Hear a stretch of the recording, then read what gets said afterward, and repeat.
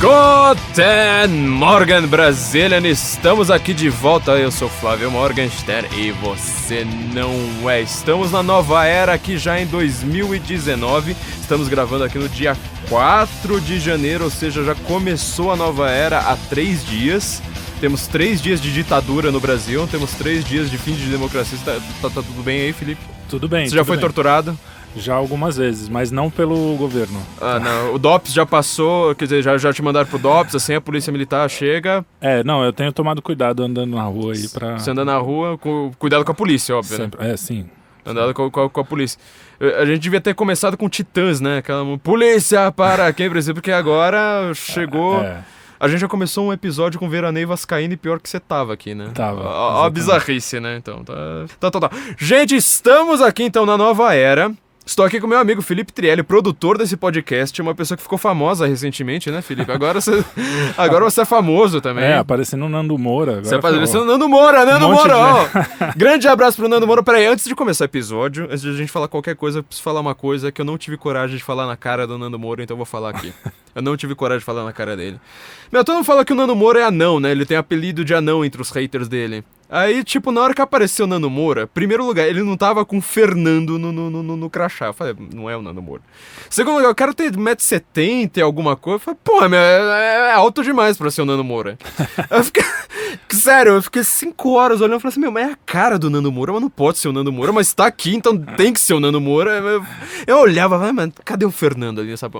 Enfim, né? Tipo, o Nando Moura, ele é menos anão do que eu tinha pensado, então Sim. Foi uma decepção, na verdade. Uma decepção completa. Muito alto alto, cara, não rola. Nando Moura, parabéns aí, mas é uma decepção, meu caro. Enfim, estamos aqui, Felipe. Sim. Nós fomos pra Brasília. Fomos pra Brasília, fizemos praticamente quase um bate-volta ali, né? Sim, foi louco. Foi louco, foram dias loucos e dias completamente estranhos pra quem é de São Paulo, pra quem não conhecia Brasília, pra quem não conhecia o bastidor do poder, né? Exato. Brasília é interessante quando a gente chega na cidade, para quem está acostumado com cidades e não Brasília, é muito impressionante aquela história de que Brasília é uma coisa desumana.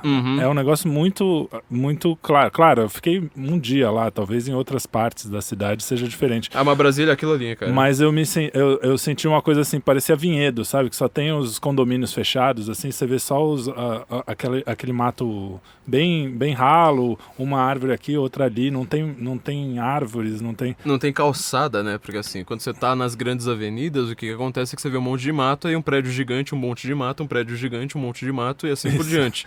Então não tem calçada, porque ninguém fica andando entre os prédios gigantes. Então... Não, e você não vê a cidade, você só vê mato. Um mato ralo, não é nem um mato bonito, aquela coisa.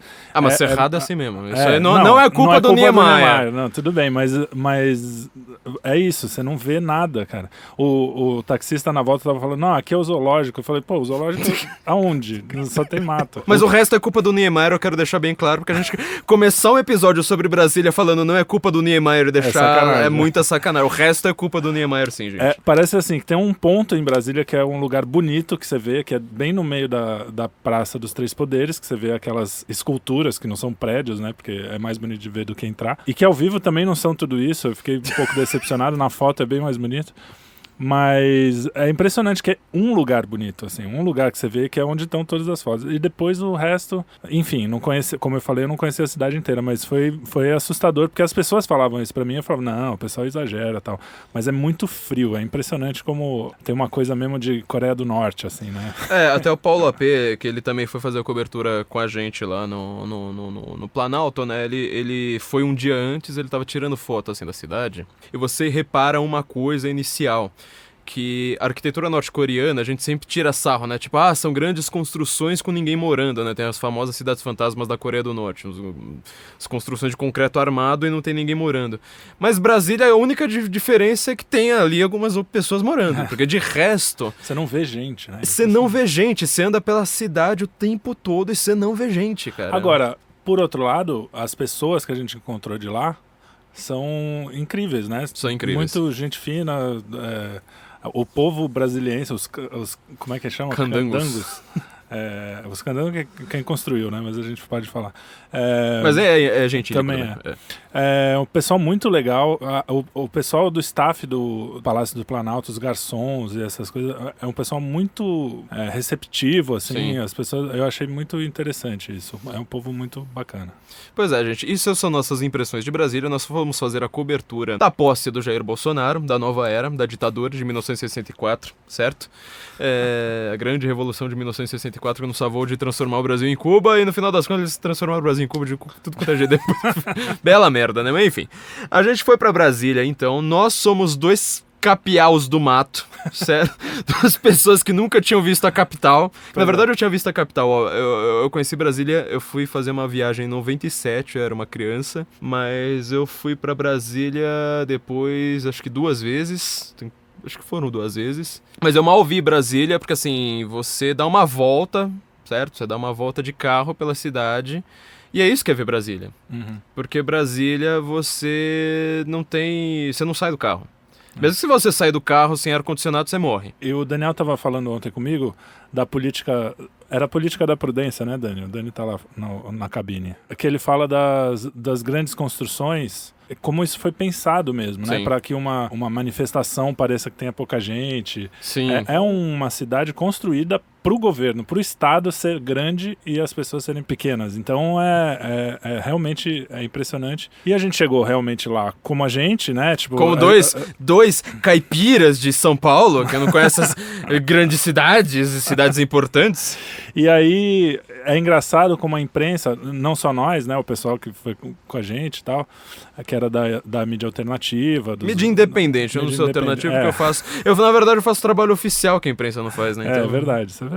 E o pessoal olhava pra gente assim, ó os caipiras chegando, bem isso, né? Exatamente. Tipo, esses caras não manjam nada. E a gente, podemos começar até com o assunto do dia, que foi o lance da imprensa reclamar que não tinha água, que não tinha... não tinha água, então. Foram maltratados. Eu tenho um furo, vai começando com todos furo. Temos, né? Mas... eu tenho um furo... você diz um furo de reportagem. Sim, um furo de reportagem. Eu tenho um furo de reportagem aqui, um furo maravilhoso. Vamos começar o Guten Morgen com um belo de um furo, assim, pra vocês verem. Sabe qual é a grande questão?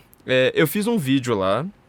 Na verdade, eu não tava entendendo direito o que tava rolando, porque eu cheguei lá reclamando de fome. Porque eu tava um pouco faminto, vocês me expulsaram ali da van, porque vocês falaram, vocês não param de falar de comida. De reclamar.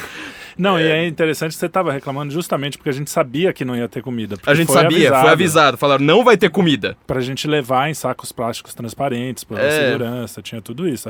Foi avisado. Foi avisado, então quer dizer... E aí eu falei assim, então, mas pelo menos café vai ter, né? Falaram assim, bom, talvez. Aí eu falei, caramba, meu. Pô, Paulo Guedes podia sumir no dia seguinte, né, velho? Pô, meu, não vai ter nada. Aí falaram assim, bom, mas eu não... Isso avisaram a gente no dia 31. Eu falei assim, bom, dia 31, 6 horas da tarde, já não tenho mais como eu comprar comida aqui. Aos meus arrebaldes. Vou ter que comprar no aeroporto. Eu falei assim, puta, o aeroporto de Brasília, que eu me lembro, não tem nada. Aí falaram, não, tem sim, inclusive já tem comida embalada, não sei o quê. A gente saiu correndo lá vendo onde que era o táxi, esqueci de passar onde que tinha um negócio de comida, sendo avisado 200 vezes por WhatsApp, por tudo. Aí eu falei assim, puta, eu tô no táxi, cheguei lá onde que a gente tinha que chegar, e eu falei, cara, são 10 horas da manhã e eu tô verde de fome. Você imagina na hora que for 6 horas da tarde.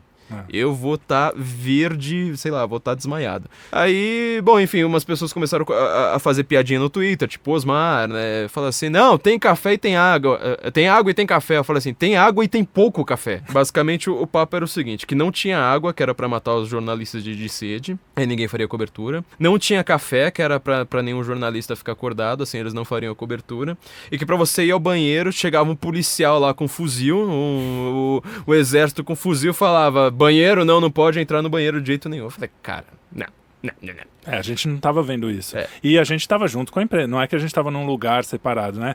A gente viu o pessoal da Globo, do SBT, todas as grandes... A gente tava na área de imprensa, assim, com normal, tipo como Globo News, do lado da gente, SBT, todas essas coisas. Então, o que eu fui lá e falei assim, bom, quer saber? Eu tô vendo aqui, tem água ali, tem café ali. Ali tá o caminho pra um dos banheiros, porque eram vários. Eu falei assim, cara, tá tudo livre. quer saber? Vou fazer um filme. Precisa ter alguém com coragem física, precisa ter alguém com uma certa loucura. Eu falei, eu tenho os dois. Então eu fui lá, fiz um vídeo e publiquei no meu Twitter, falando, ó, gente, mentira. Aí alguém foi lá e resolveu falar assim, mas peraí. Na verdade, vocês estão fazendo a cobertura do Planalto, o problema é no Senado. Então, quer dizer, no Senado tava 1964, ditadura, e os jornalistas petistas lá sendo torturados, assim, e eles giravam pau de arara, assim, igual um frango de padaria. Então tava feio o negócio no Senado, assim, sabe? Tipo um rio de sangue no chão, assim, você ouvia os gritos lá de fora. Só que tem um problema. Isso não é culpa do Bolsonaro. Sabe por quê? Porque você pode falar com quem trabalha no Congresso Nacional, tipo, já ouvi de gente assim que já trabalhou nos setores administrativos do Congresso, as pessoas não querem ser citadas, né? Quem cuida disso é a Direção-Geral do Senado. Pois é. Direção-Geral do Senado. Então, quer dizer, o Bolsonaro, ele estava controlando justamente o Planalto. Onde tinha água e café e banheiro! Quer dizer, onde o Bolsonaro controlava, tava todo mundo bem! Podia tomar água, podia tomar café e podia cagar. Onde o Bolsonaro não controlava, meu Deus do céu, tava rolando pau de arara e não sei mais o que. E quem controlava o Senado... Aí a gente pode fazer algumas especulações, né? O Eunício, ele fez um discurso mais longo do que do Bolsonaro. Com um detalhe, o Eunício não foi reeleito. Primeira pergunta que a gente fala, o que o cara tá fazendo ali? Meu discurso de posse de 2019. Então um cara que ele não vai estar no governo em 2019. O que o cara tá fazendo ali? Então, quer dizer, ele controla essa bagaça, certo? Controlando essa bagaça, em ser controlando essa bagaça, pra falar bonito igual advogado, em ser controlando essa bagaça, você pode falar assim, bom, ou o cara quis ferrar o Bolsonaro pra fazer os jornalistas ficarem tudo putos, eu acho que isso aí é um nível de inteligência que o político brasileiro não costuma ter. Eu, honestamente, eu quero falar mal do Eunício aqui, eu quero, assim, chicotear o cara verbalmente aqui, só que eu acho que ele não foi inteligente o suficiente pra isso. Foi incompetência. Ele foi incompetente, porque assim os caras falaram, a gente tá todo mundo saindo. O Senado teve renovação de 54%. 54? Não, peraí, foi mais. O Senado chegou a 74%, né? Não lembro. Acho que foi 74%. Senadores. Ou o cara tá ali que não passa um pensamento, certo? Ou o cara tá falando, quer saber? Então vocês que se lasquem, eu não vou nem cuidar dessa porcaria, que eu acho mais provável. Eu acho que foi mais provável. Então, quer dizer, quando você consulta o regimento interno do Senado, quem monta toda a estrutura da cerimônia de posse é o Congresso, certo? Congresso. Só que aí tem uma coisa, o Congresso, sendo Congresso, Câmara e Senado, quem é realmente presidente, vamos dizer, vamos supor assim, né? Organização. Se existe um presidente do Congresso, ele seria o presidente do Senado e não da Câmara, que é o Eunício Oliveira. Até porque a cerimônia acontece durante uma sessão do Congresso, quer dizer, você tem uma sessão do Congresso, então Palácio do Planalto não tem nada a ver. Afinal, montanha, os poderes estão separados, sabe? Sim. Praça dos Três Poderes, então o Palácio do Planalto não pode interferir no Congresso. Então é tudo isso. Então, quer dizer, tem uma possibilidade real do cara ter escangalhado o coreto de propósito. Eu acho muito improvável, porque assim, é um nível de inteligência, assim, sabe? Aquela antevisão, tipo, se eu fizer isso, os jornalistas vão ficar com sede e vão querer ir cagar, e aí na hora que eles forem cagar, eles vão reclamar e tal. Eu acho muito improvável que um político brasileiro tenha pensado isso. Mas no final das contas, se você olhar o regimento interno do Senado, eu tô aqui com... Isso aqui, eu não sei se tá na internet, tá, gente? Mas, capítulo 2, da posse da presidência, regimento interno do Senado. Artigo 37. O presidente da República eleito tem da sua esquerda, o vice-presidente, o Mourão, à esquerda do Bolsonaro. E na frente, o chefe do gabinete militar e o chefe do gabinete civil dirigir-se-á em carro do Estado ao Palácio do Congresso Nacional, a fim de prestar o compromisso constitucional. Artigo 38. Regimento interno do Senado, artigo 38, capítulo 2. Compete ao Congresso Nacional organizar e executar a cerimônia do compromisso constitucional. O chefe do cerimonial receberá do presidente do Congresso esclarecimentos sobre a cerimônia. O chefe do cerimonial receberá do presidente do Congresso, ou seja, presidente do Senado, esclarecimentos sobre a cerimônia, bem como a participação da mesma nas missões especiais e do corpo diplomático. Ou seja, se você tá lá falando assim, mas peraí, a sua cobertura lá que você fez, a sua cobertura dos banheiros do Palácio do Planalto, era só porque você era área VIP, porque você era amigo do Bolsonaro, sabe? Eu que fico ligando pro Bolsonaro, trocando juros de amor todo dia, aqui tá no meu zap, né? Mandou porque você é amiguinho, porque na verdade lá no Senado ele ferrou tudo. Então, filho, se você é jornalista, a primeira coisa que você deveria fazer é o quê? O que a gente fez. Pesquisar a porra do negócio, velho! Logo na hora, eu lembro que quando aconteceu, quando chegou o zap, a primeira coisa que eu fui falar foi com a menininha que organiza. Sim. A Cíntia. Pode, Cíntia.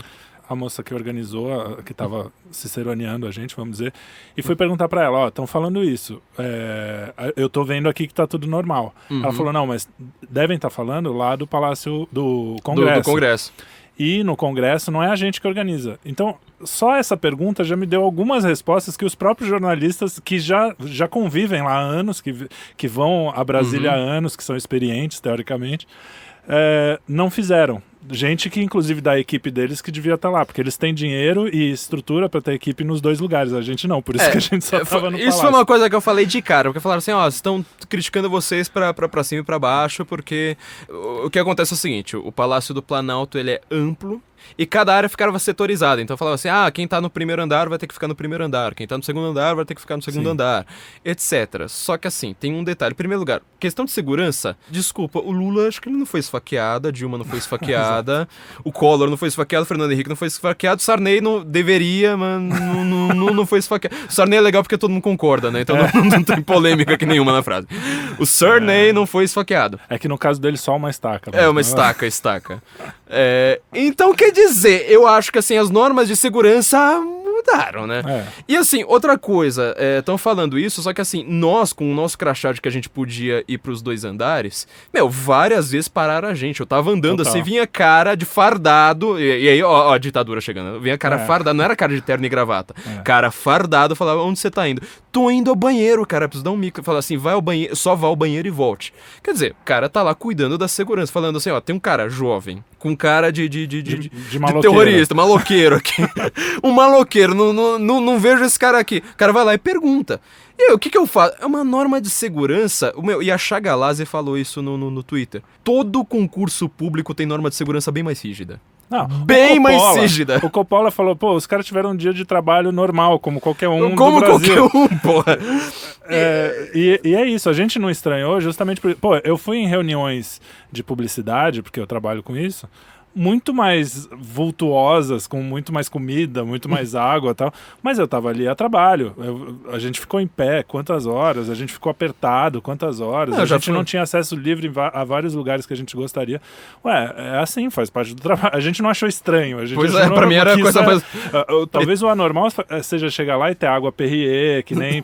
Não sei, né, mas talvez eles tivessem sido muito bem tratados antes, os caras estavam mal acostumados. E outra coisa, aí é que eu falo, assim, o que acontece? O Bolsonaro, você sempre colocou convidados. Lula e Dilma sempre colocaram como convidados, ou seja, Brasil 247, Carta Maior, não sei mais o que.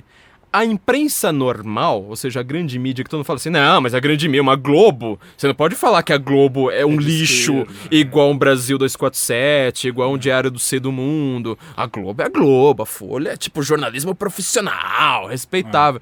Só que assim, eles tratavam estes veículos como mídia normal. Então, quer dizer, os convidados... Antes era gente tipo Dimenstein, Luiz Nassif, Paulo Henrique Amorim, sabe? Umas pessoas que você fala, cara, essas pessoas, muitas delas tem problema. Não, e com um ponto importante, porque aí você tá falando, parece que é equivalente. A gente não recebe dinheiro público, nem vai receber. E a gente já deixa isso até público aqui para todo mundo. Nosso site é um site independente mesmo, porque a gente sempre criticou isso, obviamente. Exatamente. Quando a gente chegou lá, pouca gente pode acreditar, especialmente os inimigos, mas não teve um briefing, não teve nada. Tipo, a gente chegou e falou, escreve aí o que vocês quiserem. O briefing foi tipo, olha, vai ser aqui, aquela hora vai ser tal, e eu não tinha nem como anotar no papelzinho. Exatamente. Na hora que chegava as horas, eu falava assim, não, peraí, agora é pra subir, agora é pra descer. A Cíntia sofreu comigo, porque eu perguntava 50 vezes a mesma coisa. Não, eu falava assim, não, eu vou fazer live o tempo todo. Na hora que eu vi, eu falava assim, cara, eu tô completamente perdido, não sei o que eu faço. E não tem nem pra onde perguntar, porque... internet, grila, velho. A gente foi despreparado. Vamos cá entre nós, uma autocrítica, a gente foi um pouco despreparado. Fomos completamente. Porque é a primeira vez também. Primeira vez. Aqui a gente pede desculpas aqui aos nossos leitores e agora não só ouvintes como espectadores, porque assim, eu tava falando assim, nossa, eu vou filmar o tempo todo, não sei o quê. Cara, não dava, assim. Tava uma complicação, a gente fazendo teste de câmera, tava uma loucura. E outra coisa, que aí eu acho o ponto fundamental. O Bolsonaro convidou a gente, o que ele faz? Ele chamou, eu acho que eu consigo falar quase todo mundo. Ó. Foi a Bruna Luiza do blog Garotas Direitas, Conexão Política, o pessoal do Terça Livre, Nando Moura, o Paulo AP, não lembro se teve mais alguém. Não sei se o pessoal do... Acho que o pessoal do Renova não foi. Brasil Paralelo. Brasil Paralelo, óbvio. Brasil Paralelo. Brasil Paralelo é quem sabe filmar melhor, né? Então ele está... bem. E o Nando Moura... O Nando Moura já tem uma experiência. E ele assim, ele não leva a câmera profissional nem nada, mas pelo menos ele sabe se filmar, que é uma coisa que eu não sei fazer, exatamente. né? Tipo, o cara me cumprimenta, já saca o celular. Opa, vamos fazer uma live aqui. Não, o curioso é que você é da área de texto e eu sou da área de som, né? Falta a imagem. Falta a imagem. A gente vai resolver isso. A gente vai fazer as cegas da próxima vez. Em braille, né? Nossa Michelle já estava fazendo em Libras, a gente vai fazer uma transmissão em braille agora. Então o que acontece? Você imagina, ó, cada uma dessas pessoas, tipo Brasil Paralelo, 2 pessoas. Conexão Política, 2 pessoas. Nando Moura, 1 pessoa. Bruna Luiza, 1 pessoa. Reacionaria, tava o Osmar. Isso, Osmar. O Osmar, acho que tava o Osmar sozinho com a namorada dele de celular. Olha só, cara super profissional, né? Você vê assim como é que é. Então, quer dizer... Você compara isso com a Globo. Então você vai falar assim, mas vocês tiveram acesso a tudo. Mas peraí, a Globo, ela tinha uma equipe lá embaixo, com 15 câmeras, 12 repórteres, não sei quantas coisas.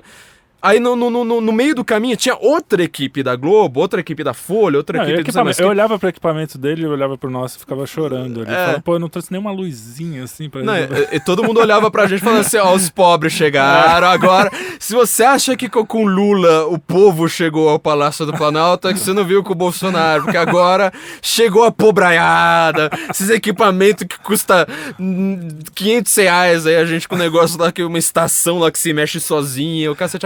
Quer dizer, a gente tinha que ter acesso a tudo por uma questão muito óbvia. Como é que eu iria cobrir o andar de baixo? Entendeu? Ou eu ficava parado num ponto, aí o que aconteceria? Eu só conseguiria olhar pro Bolsonaro passando, correndo e acabou. Ou então a gente tinha acesso lá embaixo também. Então, quer dizer, desculpa, jornalista pode até falar assim, mas no passado foi diferente. Em primeiro lugar, no passado era a mesma coisa, só que você tratava, tipo, uma carta maior da vida, como se fosse, nossa, meu Deus do céu, coisa mais grandiosa de todas. Nós somos uma mídia independente, que a gente, assim, pode não ter uma equipe do tamanho deles, a gente não publica texto a cada meia hora como eles, só que nós fazemos o nosso trabalho, certo? E nós nas coisas pequenas, como essa coisa. Fomos perguntar pra mulherzinha, fomos apurar um mínimo de apuração. Mínimo. Então, quer dizer, a gente faz um trabalho... Sabe por que a gente é mídia independente? Pra gente fazer o trabalho que vocês não fazem. Porque eu queria estar fazendo outra coisa, eu queria estar falando de outra coisa. Shakespeare. Aí aparece Miriam Leitão, aí aparece Mônica Bergamo, o Bolsonaro tá matando os caras de fome... Cara, vocês são amigos do Felipe Martins. Ela é amiga de outras pessoas que a gente não vai nem citar o nome, né? Amiga. Então, que estão, às vezes, presas. Presa, né? Às vezes fica com deveria estar de tornozeleira no mínimo, mas não tá. Aí ela fala assim, nossa, a mídia independente, os amiguinhos do rei tiveram acesso a café. Nossa! Minha filha, eu fiz o trabalho de apurar. Aqui, ó, tá. Eu quero saber em que jornal publicou essa porra do regimento interno do Senado. Porque eu fui lá ver, entendeu? Eu fui lá ver. Você pergunta pras pessoas, não são vocês que são profissionais que têm contatos em Brasília. Eu não conhecia ninguém em Brasília, velho.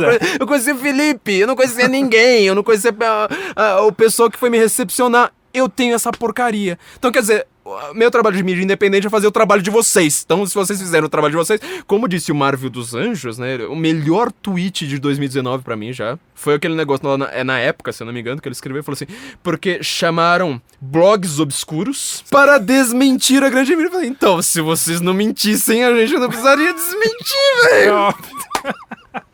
Cara, obrigado por isso, meu. Primeiro lugar, blog obscuro pra mim, ó, Roots, né? A gente vai colocar no currículo e falar assim, eu sou dono de um blog obscuro. Alguém falou, não, veículos obscuros, e um cara comentou no meu Twitter assim, pô, então deve ser o Batmóvel, né? Um veículo obscuro. E se a grande mídia não mentisse descaradamente, não fizesse o trabalho dela de virar pro lá e falar assim, é assim mesmo? Ah, não é. Ah, tá, pô, desculpa. Velho, isso aqui, eu não fiz faculdade de jornalismo, certo? Eu não sou um repórter apurador, sabe, que tem grampos e uma equipe, staff e gente investigativa na rua. Eu simplesmente viro pro lado e falo assim, como é que funciona o bagulho? Quando você pergunta como é que funciona o bagulho, você descobre como é que o bagulho funciona e você vai lá e escreve assim, o bagulho é assim. É o que eu tô fazendo aqui, entendeu? Então eu tô dando um furo aqui esfregando na cara de vocês, porque enfim, né, vocês não conseguem fazer nada. Mas vamos falar agora, a gente falou de Brasília. Sim. Certo? Brasília tem essa arquitetura completamente bizarra, ou seja, uma coisa, eu tava até te contando no táxi, né, pra quem não sabe, Brasília, assim, todos os prédios, eles são por blocos, então, A, B, C, tal, e aí toda vez que você passa de carro pelas grandes avenidas, os blocos J, K é que ficam virados pra avenida, então você vê, assim, aquela coisa, uma autocongratulação igual da Coreia do Norte, é a mesma coisa da Coreia do Norte. A Catedral de Brasília, até a Silvia Mariosi estava contando pra gente, né? Ela é redonda, você nunca viu uma igreja católica redonda, porque a igreja católica, ela presume, né? Norte, sul, leste, oeste. Aquilo ali, ele criou um negócio redondo, você vê de cima, vai ter um formato que você vai ver a foice e o martelo, que é pra falar assim, a igreja aqui dentro vai se subjugar ao poder do nosso Estado comunista. Símbolos satânicos pela cidade inteira, a Embaixada da Palestina é o maior... Puta, a Embaixada da Palestina é impressionante, porque quando a gente chega, tá no lugar mais privilegiado, tem uma mesquita, você vê mesquita gigantesca. De fora. Não, eu tentei tirar fotos do carro, só que assim, você vê a foto do carro, você a única coisa que você vê da estrada é a Embaixada da Palestina. É única. Só que assim, ela não acaba, aí você fala, mas por que a Embaixada da Palestina precisa estar quase do lado do Planalto? Enfim, né, tem todas essas questões bizarras. E assim, rampa, por exemplo, pra falar assim, olha, se tiver uma manifestação, olha, o governante lá em cima, o povo lá embaixo.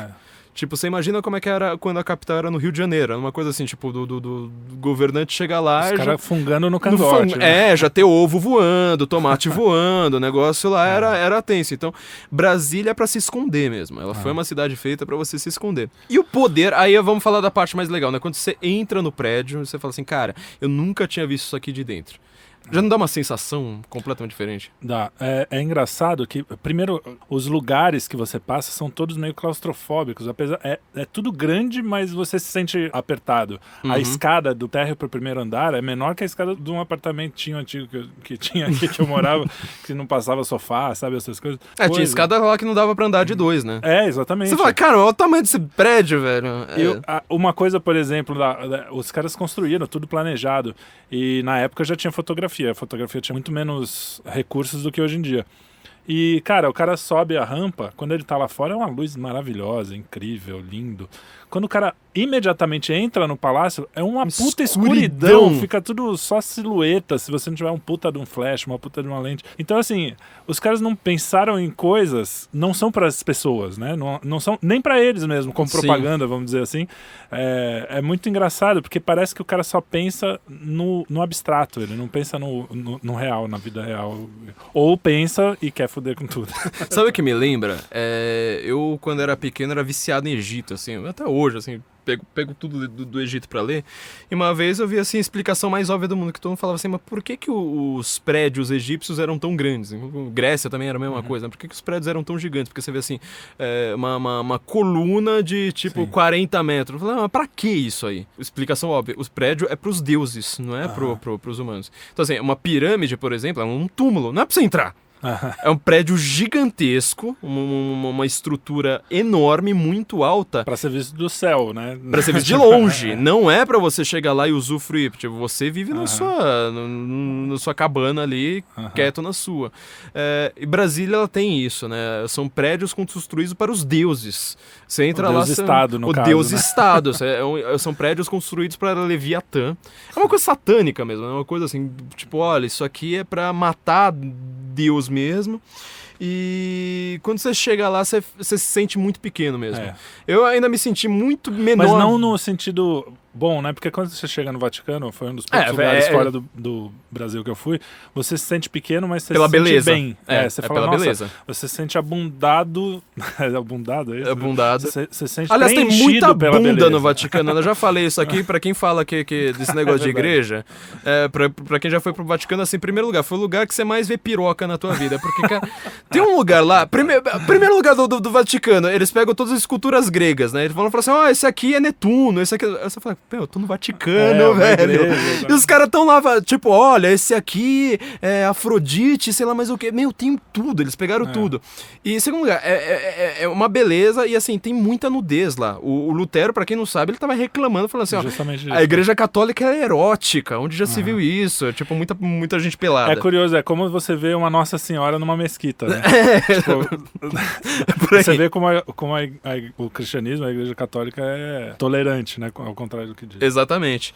E em Brasília, esse negócio que você falou, né? Tipo, são só blocos de concreto. Isso. São blocos de concreto. Nenhuma beleza, nenhuma... Zero. Assim, beleza mesmo, né? Porque tem uma certa beleza abstrata ali, né? Que a gente fala, que a gente se acostumou a entender como beleza por causa do pós-moderno, mas não é, né? Você não se sente bem, não se sente preenchido. A sua alma não é preenchida ali.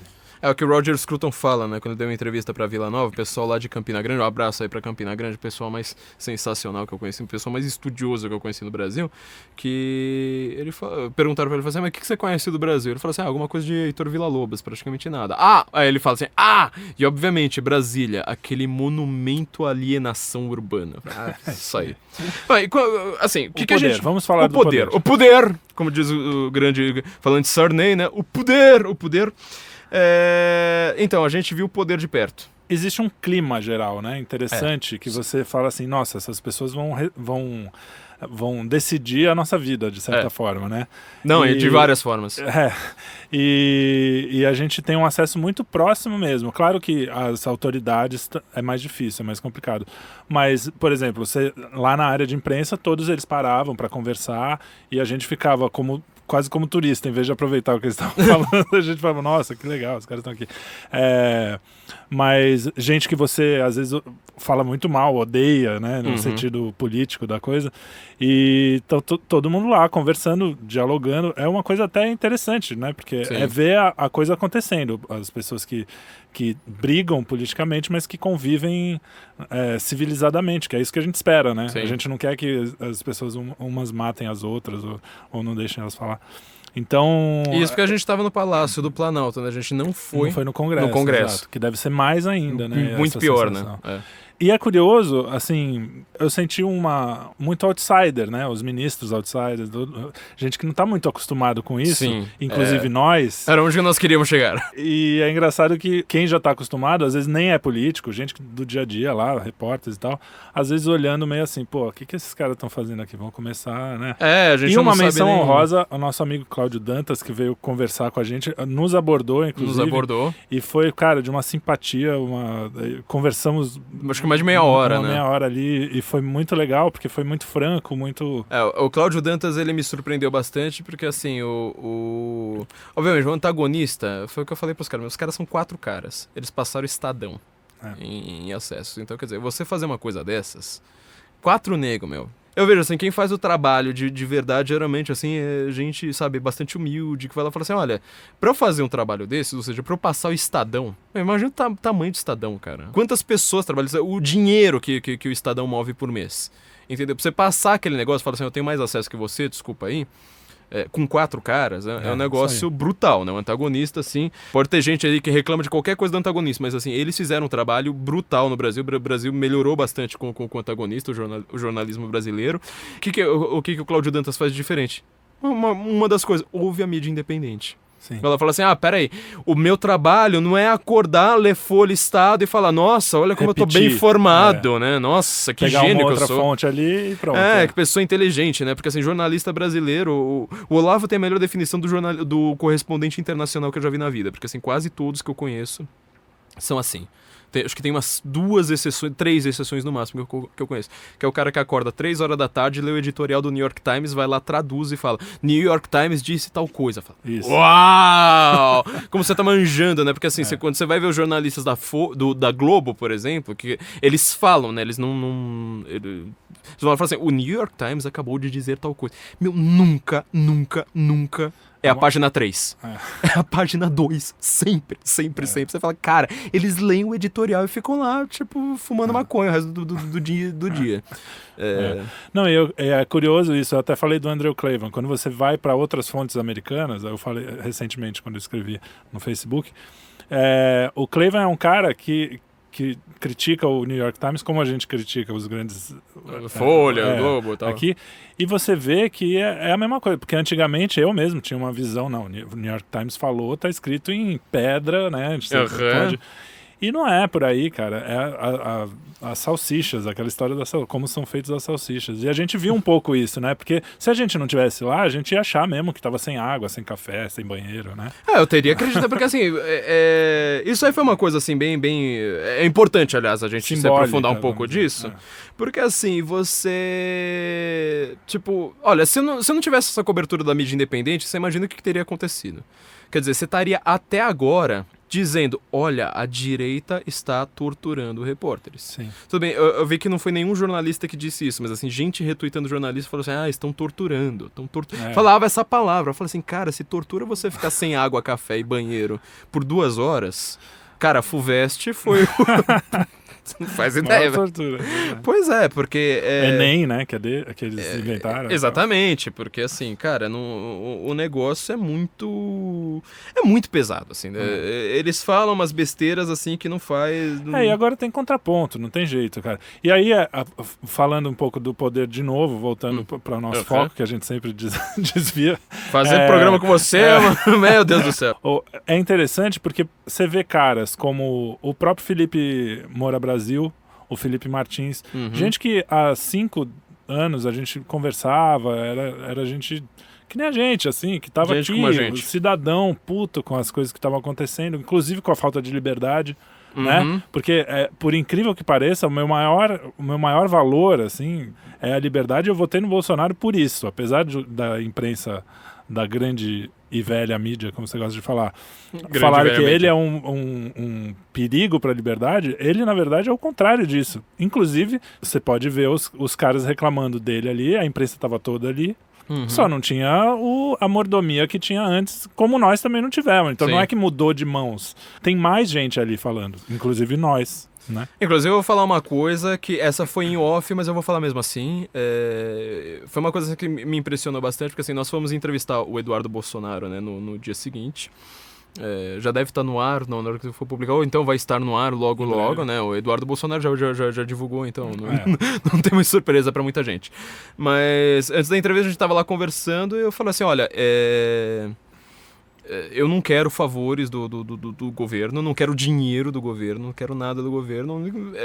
O que eu quero é saber do que tá rolando. E eu sou independente. Se eu tiver críticas, eu vou criticar. Aí ele falou, me interrompeu e falou assim: eu vi seu texto lá sobre o Queiroz, tem que ser assim mesmo. Então, porra, velho. Imagina o Lula. Eu quero ver o Lula falando uma coisa dessas, meu. Então quer dizer, não sei nem se eu posso falar isso, mas enfim, agora já foi. Não vou nem ver, já foi. E assim, você vê uma diferença de atitude, uma diferença de postura brutal desse governo em relação ao outro. Então, quer dizer... E aí eu vou ter que fazer um terceiro comentário, só como digressão, antes da gente voltar ao poder, que é o seguinte. A mídia... A esquerda, aliás, o jornalista de esquerda, ele tem aquela tendência a falar assim, precisamos de diminuir a desigualdade. Precisamos fomentar os pequenininhos ali. Aí você fala assim, bom, então, eu sou da mídia independente, eu sou um pequenininho. E aí, eu posso estar lá do lado da Globo? Não, tem que ser só a Globo. Exatamente. Tem que ser só a Folha. Eu falo assim, então você só quer os com grandes conglomerados, né? Você vê como é que o negócio funciona. É porque eles pensam que a gente é como eles, né? Que a gente só faz essas coisas porque a gente tem algum favor, tem alguma... E, cara, a gente, antes de imaginar, há 3 anos atrás, eu era oposição e achava que ia ser oposição por muito tempo. Nunca imaginei que o Bolsonaro... Aliás, eu nem era eleitor, nem fã do Bolsonaro naquele tempo. Então eu nunca imaginei que a direita ou que que os conservadores, com valores muito próximos aos nossos, fossem chegar ao poder, e a gente estava ali brigando, pensando, daqui a alguns anos eu vou levar alguma vantagem nisso, né? Não, nossa! Então é incrível como os caras não entendem que a nossa vida é diferente da deles, os nossos valores são diferentes dos deles. A gente vai pra Brasília com o nosso dinheiro, a gente volta, sabe, tem que pagar tudo. Eu vou falar, meus gastos em Brasília, teve uma van, teve água, teve café. Seus gastos em relação ao quê? Ao governo. É o que o governo gastou com a gente. É isso. É isso. Crachá, né? O crachá também eu não paguei o crachá, então alguém deve ter lá, impresso os bagulho lá e tal, mas é isso aí. É isso aí. Então, assim, pra quem tava acostumado... Você lembra dos jornalistas tirando foto com o Dilma? Pra mim isso é muito mais impactante do que você falar assim, olha, mas não tinha água suficiente. Aquela foto lá, tipo, a Dilma já tava atolada em escândalo, Exatamente. Porque ainda que a gente fizesse a mesma coisa hoje, é diferente, porque diferente. A Dilma tava... Exato, é diferente, não venha falar que é a mesma coisa. Se eu chegasse lá agora e falasse Bolsonaro, mito, não sei o quê, não é a mesma coisa. E o Nando Moura falou uma coisa, não sei se ele já falou isso nos vídeos dele, né, falando em público assim, mas ele falou uma coisa muito sensata. Ele falou pra você, na verdade, né, que é... Tipo, mesmo que Bolsonaro faça a mesma coisa do PT, ainda é válido, porque assim, ele não é o PT neste momento. Então, quer dizer, quando o nosso voto foi depositado em cima de uma ideia e de uma pessoa que a gente, naquele momento, o que a gente conhecia era aquilo. Era não ser o PT. Se depois vai acontecer, aí a gente vai criticar. E é engraçado que ele fala, eu votaria do mesmo jeito, mas no tempo passado. Sim, Não é que ele vai defender se o cara fizer o que o PT fez, ele vai continuar falando, não, mas ele... Não, foda-se, se fez merda, como fez eu merda. costumo dizer, né? As pessoas que falam assim, mas e o Aécio naquela época? Eu falava assim, cara, se o Aécio estiver preso e as minhas opções forem Aécio ou Dilma, ou Aécio ou Lula, é Aécio, velho. É minha esperança contra o PT, sabe? Porque não vem falar assim, mas o cara é um lixo. Eu falo, então, mas eu reconheço que o cara é um lixo, você não reconhece os seus lixos. Pois é. Não, e é curioso que o Cleveland fala exatamente isso. Quando você tem uma escolha binária, você precisa escolher um lado que seja menos pior e ponto, que foi o que a gente fez com a Aécio. No caso do Bolsonaro, a gente acredita, especialmente depois desse ministério, que eu acho que é o nosso próximo assunto, que realmente o cara vai além de ser o menos pior. Graças a Deus, a gente tá feliz com isso. Mas a gente tem que esperar as coisas acontecerem para poder, né? É isso, a gente precisa ver os atos, o que vai acontecer, quais são as ações práticas e se isso tá de acordo com o que a gente acredita. Exatamente. Bom, a gente estava falando agora dos ministros, né? Era como a gente iria entrar nessa questão.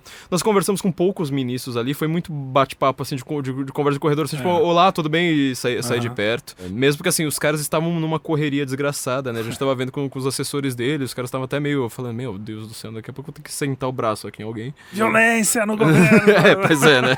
Começou a ditadura. Também voltando à questão do establishment, né? Quer dizer, tem gente que tá chegando, foi a frase que você deixou, né? Tem gente que tá chegando lá ao poder que fala assim, cara, eu não sei nem onde é que fica o banheiro nesse lugar. Exato. Tipo, você vê que é uma galera que não sabia de nada. E muita gente falava assim, mas o Bolsonaro, em primeiro lugar, ele não tem uma doutrina. Eu acho isso, dependendo da pessoa, costuma ser uma coisa muito boa, porque, por exemplo, o Trump não tem uma doutrina. O Trump, ele é xingado todo dia pela mídia como cara de extrema-direita, blá, blá, blá, blá, fascista, blá, blá, blá. Falou assim, em primeiro lugar, olha pro Oriente Médio, olha pra Coreia do Norte, olha pra própria América. O que você tem que reclamar do governo Trump? Porque ele disse tal coisa. Eu falei assim, deixa o cara contar piada lá, então. Eu não quero que ele vá no churrasco da minha família, nem que ele namore minha filha, né? Exato. Quero que ele faça o que eu quero que ele tem que fazer. Se ele fizer, tá bom. Fala assim, pontualmente, o que você tem a reclamar da América hoje? Ponto de interrogação. É essa. O que a América fez de ruim com o Oriente Médio? O Obama, que era completamente insensado... Fudeu com o Oriente Médio. Meu Deus do céu, cara. A gente conversava com algumas pessoas na hora que o Estado Islâmico estava realmente dominando tudo e fazendo atentado quase... Chegou um momento que eles falaram assim, a gente vai fazer atentado semanal na Europa. Você vai falar assim, cara, o apocalipse começou. Porque... como é que a gente vai parar esses caras? Não tem mais como, sabe? E o Trump foi lá e, tipo... O primeiro dia dele, ele atacou 16 pontos do Estado Islâmico. Até o Felipe Martins, ele tinha falado pra gente num episódio sobre o Oriente Médio. Na verdade, acho que era até sobre o próprio Trump, que ele falou assim, olha, por que estão colocando lá o cara da Exxon, né, no governo? E todo mundo falando assim, é corrupção, né, não sei o quê, colocar um cara de uma grande petrolífera. O cara falou assim, ele conhece toda a rota do petróleo contrabandeado do mundo. Quer dizer, na hora que chegou o Metz lá, tipo, agora foi demitido, mas tipo, o cara chegou lá... pegou 16 alvos no primeiro dia. O Estado Islâmico, chegou o Trump, quase diminuiu muito. E eles controlavam uma área que era maior do que a Grã-Bretanha. E hoje tá, tipo, até Damasco lá, tipo, sim, Alepo, todas essas cidades estão sendo retomadas aos poucos. E o Bolsonaro, ele tá colocando algumas pessoas como ministro. A gente ainda, obviamente, não pode falar de resultado, a gente não fala que não tem nada pra dizer, mas assim, você vê que eram pessoas que não tinham toma lá da cá. Eu ouso dizer que eu não lembro no mundo um ministério tão... técnico. Você vê tecnicamente... eu não conheço a fundo todos os ministros. Você sabe que eu tô aqui de paraquedas, né? Minha área não é essa, mas eu ouço você, eu leio as notícias, enfim. O que me impressionou muito nos ministros, e tiveram 2 que falaram comigo, um não é ministro, não vou citar nome porque eu não perguntei se eu poderia citar o nome, mas... Um veio falar assim pra mim, cara, é o seguinte, a gente não conhece todo mundo aqui, a gente quer saber o que tá acontecendo, então vocês noticiem se vocês souberem de alguma coisa, porque até pra gente saber. Então, cara, eu fico pensando, aonde um governo petista ou mesmo PSDBista falaria uma coisa dessa? Não sei, pode ser que sim, porque eu nunca estive em Brasília, mas eu fiquei muito impressionado com esse tipo de coisa, esse sentido de missão que cada um tinha, uma coisa assim, um pouco... deslocada mesmo, que alguns ministros tinham, porque alguns são gente como a gente, o próprio Felipe, e ver como as pessoas estão ali meio que conhecendo, é o que você falou, não sabe nem direito onde é o banheiro e tal, imbuídos realmente de uma missão, e fala assim, cara, o que tiver que ser feito vai fazer. Espero que essa minha impressão se realize, eu não sei, eu não posso dizer também, eu não vou ser petista para dizer assim, não, tá tudo resolvido e não sei o quê. Claro que vão ter dificuldades, muitas dificuldades, até porque a oposição é grande, eles têm a máquina, quer dizer, não tanto mais, porque já demitiram uma galerinha. Não só demitiram, como assim, a gente vê também pela... até a gente fez essa análise eleitoral logo depois do Bolsonaro ser eleito, porque assim, o PT ele não me assusta mais. Sim. O PT, ele... Agora eu não lembro se ele é o primeiro ou segundo na Câmara, como oposição, quer dizer, ele tá maior que o PSL ainda. Mas eu falo assim, quem domina mesmo é o centrão. Quer dizer, era sempre aquele centro fisiológico. Esse centrão, ele foi quase destruído. Então, quer dizer, você pode até não ter destruído o PT, só que assim, ele vai ser o grande partido, mas ele não forma mais maioria. Se o resultado de um Paulo Guedes, o resultado de um Moro, o resultado de 2 ou 3 desses ministérios da educação, que eu tenho certeza, esse é um que eu tenho quase certeza que não tem como dar errado. A gente vai ter que entrar nesse assunto logo. Cara... 3 dessas coisas funcionando muito, a população inteira vai sacar, entendeu? Esses caras vão se dissolver, eu espero. Assim, eu espero que seja. Eu tô muito otimista, coisa que não é do meu feitio. Eu não sou uma pessoa otimista, mas realmente eu fiquei impressionado. Foi uma coisa, assim, muito, muito nova pra gente, porque assim, a gente tava reparando lá que foi uma grande diferença agora do Ministério do Bolsonaro, é que assim, os ministros sempre foram negociados no segundo turno. Quer dizer, você nunca podia anunciar a sua equipe porque você estava esperando ela ser montada no segundo turno para falar assim, olha, quem lá do primeiro turno vai me apoiar, eu te dou o ministério. Então, quer dizer, o governo Lula, ele tinha um monte de ministro que era opositor a ele no primeiro turno, que era para formar os ministérios. O Bolsonaro, tudo bem, ele foi o primeiro a já anunciar alguns ministros, ninguém anunciava nenhum. Você não anunciava o seu ministro da economia. Isso é uma coisa que você fala assim, cara... E foi o primeiro a ser anunciado. Foi o primeiro. Então, quer dizer, assim, você já pensa, fala assim, peraí, tem alguma coisa diferente acontecendo aqui. Segundo lugar, esses caras, você vê, né? Teve ministro, acho que assim, tem 2 ou 3 que tem filiação partidária com o DEM, que foi o único partido que ele teve, vamos dizer, internamente dentro do DEM, tinha algumas pessoas mais ou menos conservadores de direita por ali, ou pelo menos liberais, apesar do partido em si ser um lixo. Tanto que o Bolsonaro nunca foi se filiar ao DEM. Já pensou, ele teria toda a máquina. Sim. Ninguém pensa nisso, né? Então, assim, ele nunca se filiou ao DEM exatamente por conta disso. Então, tem 2 ou 3, agora eu não lembro exatamente o número. E o resto, tipo, um monte de gente que você fala, cara, eu nunca sonhava, assim, com esses caras. Então, assim, eu acho que o primeiro lugar, assim, foi o Ernesto Araújo, pra mim, que... Não. Aliás, eu vou fazer uma menção aqui ao discurso dele, que eu vi um pouquinho depois, no dia seguinte, completamente acabado, que a gente ficou em pé, sei lá. Enquanto a gente tava acertando câmera e tal. Primeiro que resgatar um pouco a história do Brasil, que é uma história tão bonita que a gente às vezes fica com essa babaquice que foi inventada antes um pouco da República, que teve até um encontro em Itu, se eu não me engano, de historiadores para falar, não, a história agora vai ser assim, você sabe disso? Eu aprendi há pouco tempo e fiquei muito impressionado com isso, e que eles começaram a recontar a história da monarquia e do Brasil antes, que claro, tiveram erros, como sempre tem, óbvio, são mas humanos. Que tem coisas muito legais e muito bonitas, E uma das que eu fiquei mais impressionado, que eu nunca imaginaria que um padre, em 1500 e pouco, né, o padre Anchieta, fizesse uma coisa assim. Até olhando os nossos tradicionalistas hoje, você fala assim, é um negócio surreal. Que ele veio aqui, quando o pessoal fala, não, porque a igreja veio e impôs a sua cultura, impôs essa... E o cara me lê a Ave Maria em Tupi, que foi a tradução do padre Anchieta, e ele traduziu Deus como Tupã e Maria como a lua. Ou seja, ele colocou a cultura indígena dentro da... né, para os caras entenderem de verdade, porque aquilo são símbolos e pra gente também, eu não digo que não seja verdade, mas também existem símbolos de palavras e de sensações. Então, é muito bonito isso, é muito rico. Então, eu fiquei muito feliz com um cara como esse, com esse tipo de cultura, com esse tipo de visão. Falando isso, e a frase mais importante pra mim foi quando ele cita o Don Quixote e fala, eu sei quem sou. E, é emocionante, porque a gente acha que a nossa história é a da malandragem. E quando a gente vai ver, o povo tá querendo justamente um cara assim, um cara família, o tiozão mesmo, que fala assim, temos que resolver isso aqui, né? Eles não querem não, eu quero o meu carguinho aqui, eu quero o meu dinheirinho aqui, eu quero o meu Bolsa Família aqui. Entendeu? As pessoas votaram sabendo que algumas coisas, como a Previdência, iam ser votadas, ou pelo menos tentado. Então é muito bonito isso, cara. As pessoas estão querendo um Brasil para todo mundo, não só para si, né? Eu acho engraçado, porque assim, as pessoas não só estão querendo um Brasil, estão querendo resgatar quem é o brasileiro, né? Você tá falando do tiozão do churrasco, eu falo assim, tá, a gente sempre fala disso como piada, mas isso é uma questão meio filosófica, sociológica, histórica, muito séria, porque assim, aliás, o mundo inteiro, boa parte do Ocidente, pelo menos, está enfrentando a mesma questão, que é falar assim, quem é o meu próprio povo? Ou seja, o redneck nos Estados Unidos. O redneck nos Estados Unidos, foi o que o Trump fez, né, com os Estados Unidos, falou assim, o americano não é Manhattan. Exato. Tipo, não é só Manhattan. A Europa, a mesma coisa. Quer dizer, a Inglaterra, o que é o Brexit? Não é simplesmente uma questão econômica tarifária, que todo mundo na imprensa trata dessa forma.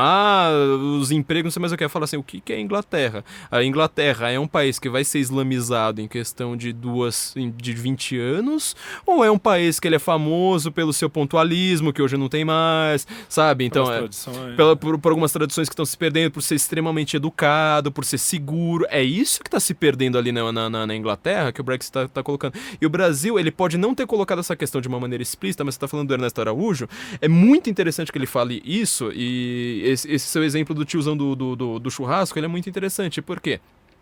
Toda a esquerda reclama do tio do churrasco como se ele fosse um nazista. Eu falo assim, tá, fora as piadas que ele faz com gay, qual a sua reclamação, tiozão do churrasco? Porque ele provavelmente é o cara que sustentou 5 filhos, sabe? Ele é o cara que defendeu os caras que ele... O filho maconheiro, ou o sobrinho maconheiro. Tipo, pagou clínica de reabilitação, entendeu? Falou assim, olha, eu não concordo com o que você está fazendo, mas por você ser da minha família, eu te protejo, sabe? O cara que se sacrificou.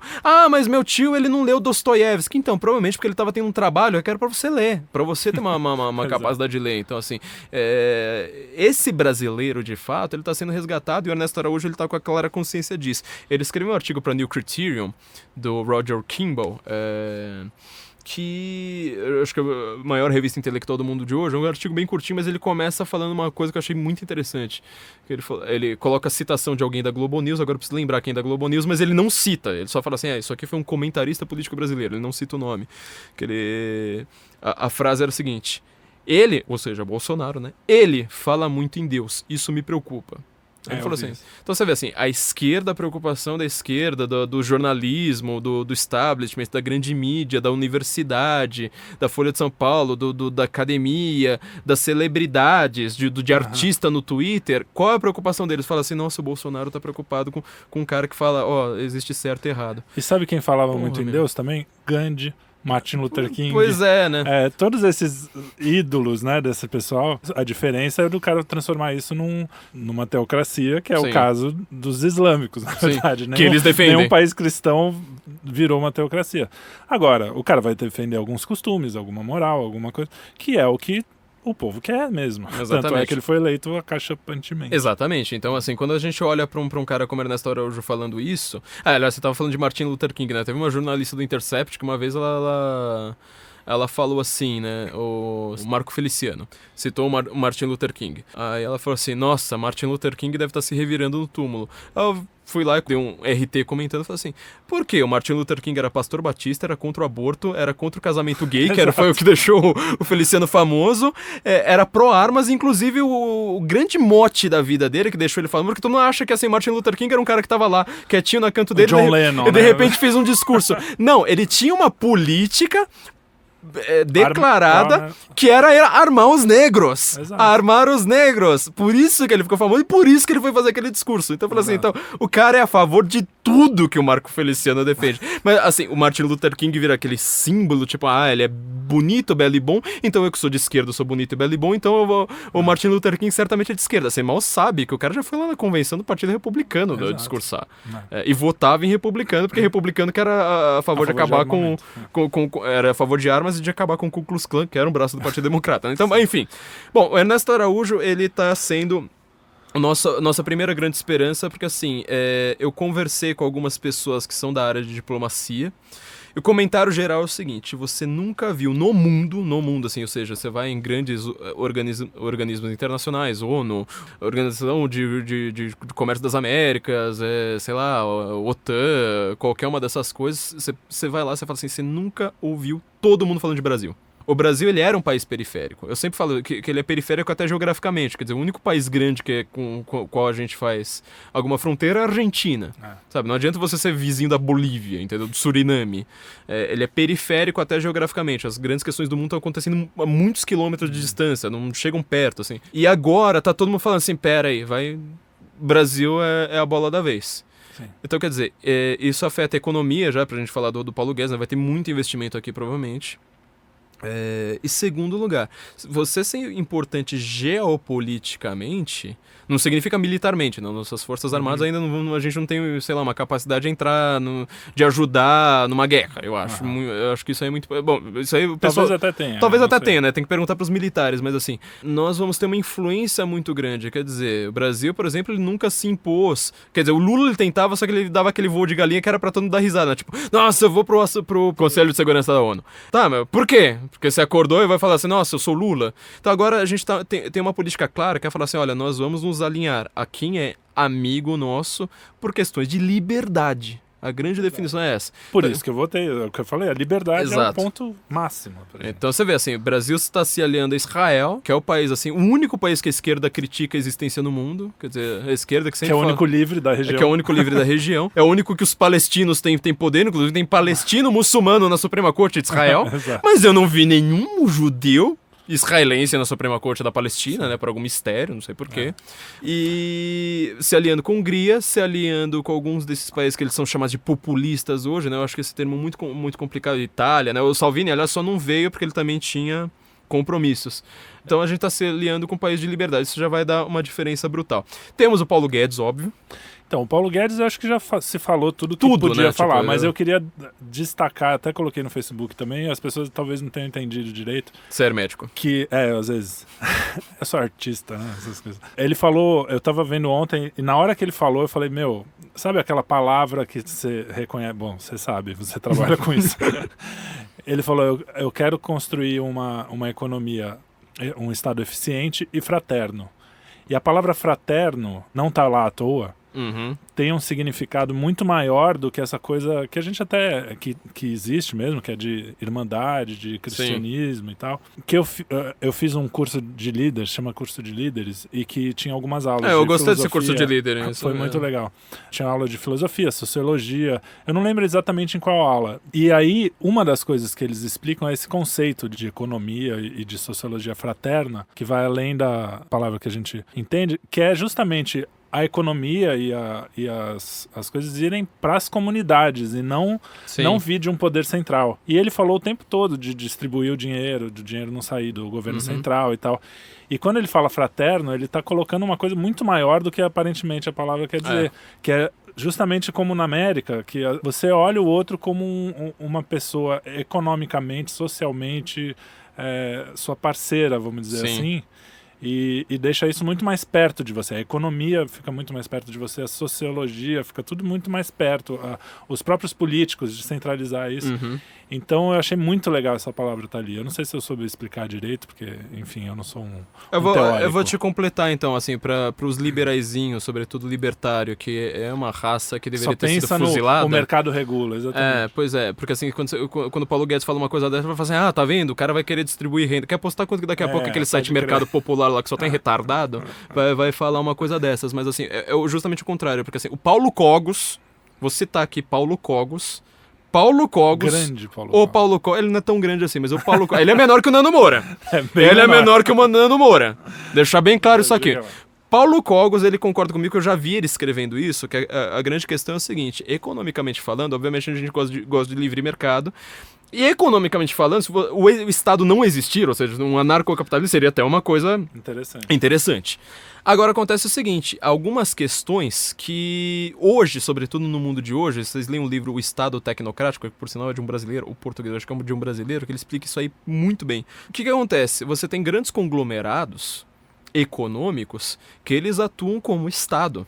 Então, quer dizer, Google, Facebook, Twitter, esse tipo de coisa. Então, assim, a internet, por exemplo, eu vou falar, ela está virando um lugar socialista. Você vê que os grandes americanos, os grandes conservadores americanos, eles estão sendo expulsos da internet. Quer dizer, o cara não pode mais sacar, ele não pode mais receber dinheiro. Pelo PayPal. Não, é inacreditável, porque não é só uma questão de, eu vou te tirar do Facebook. Não. É PayPal, Facebook, Patreon. Os caras estão calando mesmo. Eu queria ter falado isso, só que assim, esse ano foi um ano realmente muito doido pra mim, mas assim, o que aconteceu com o Alex Jones foi que assim, um dia ele acordou, e não foi assim, em vários dias, um dia ele acordou, ele reparou que ele não tinha mais canal no YouTube, Face, Twitter, ele não tinha mais a conta dele na Apple, ele não tinha mais, assim, todos os grandes, tudo, Flickr, tudo tava bloqueado dele, tudo. Não tinha mais Patreon, não tinha mais nada. Hein? Isso na América, que é a terra da primeira emenda, certo? Então assim, foi bloqueado tudo. Aí você vai falar assim, mas eu acho o Alex Jones meio doido, eu não gosto dele mesmo. Eu falo assim, então, mas tudo começa desse jeito. Tudo começa desse jeito. Exato. Você pega um doido, você vai lá e fala assim, esse cara aqui é meio retardado, então tipo, vamos calar ele.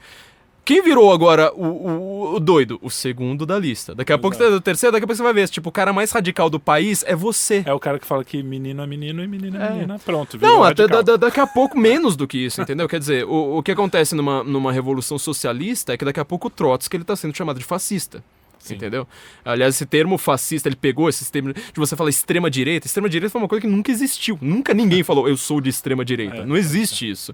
Mas pegou justamente porque a esquerda nas revoluções, ela falava assim, bom, esse cara aqui, ele é o mais da direita.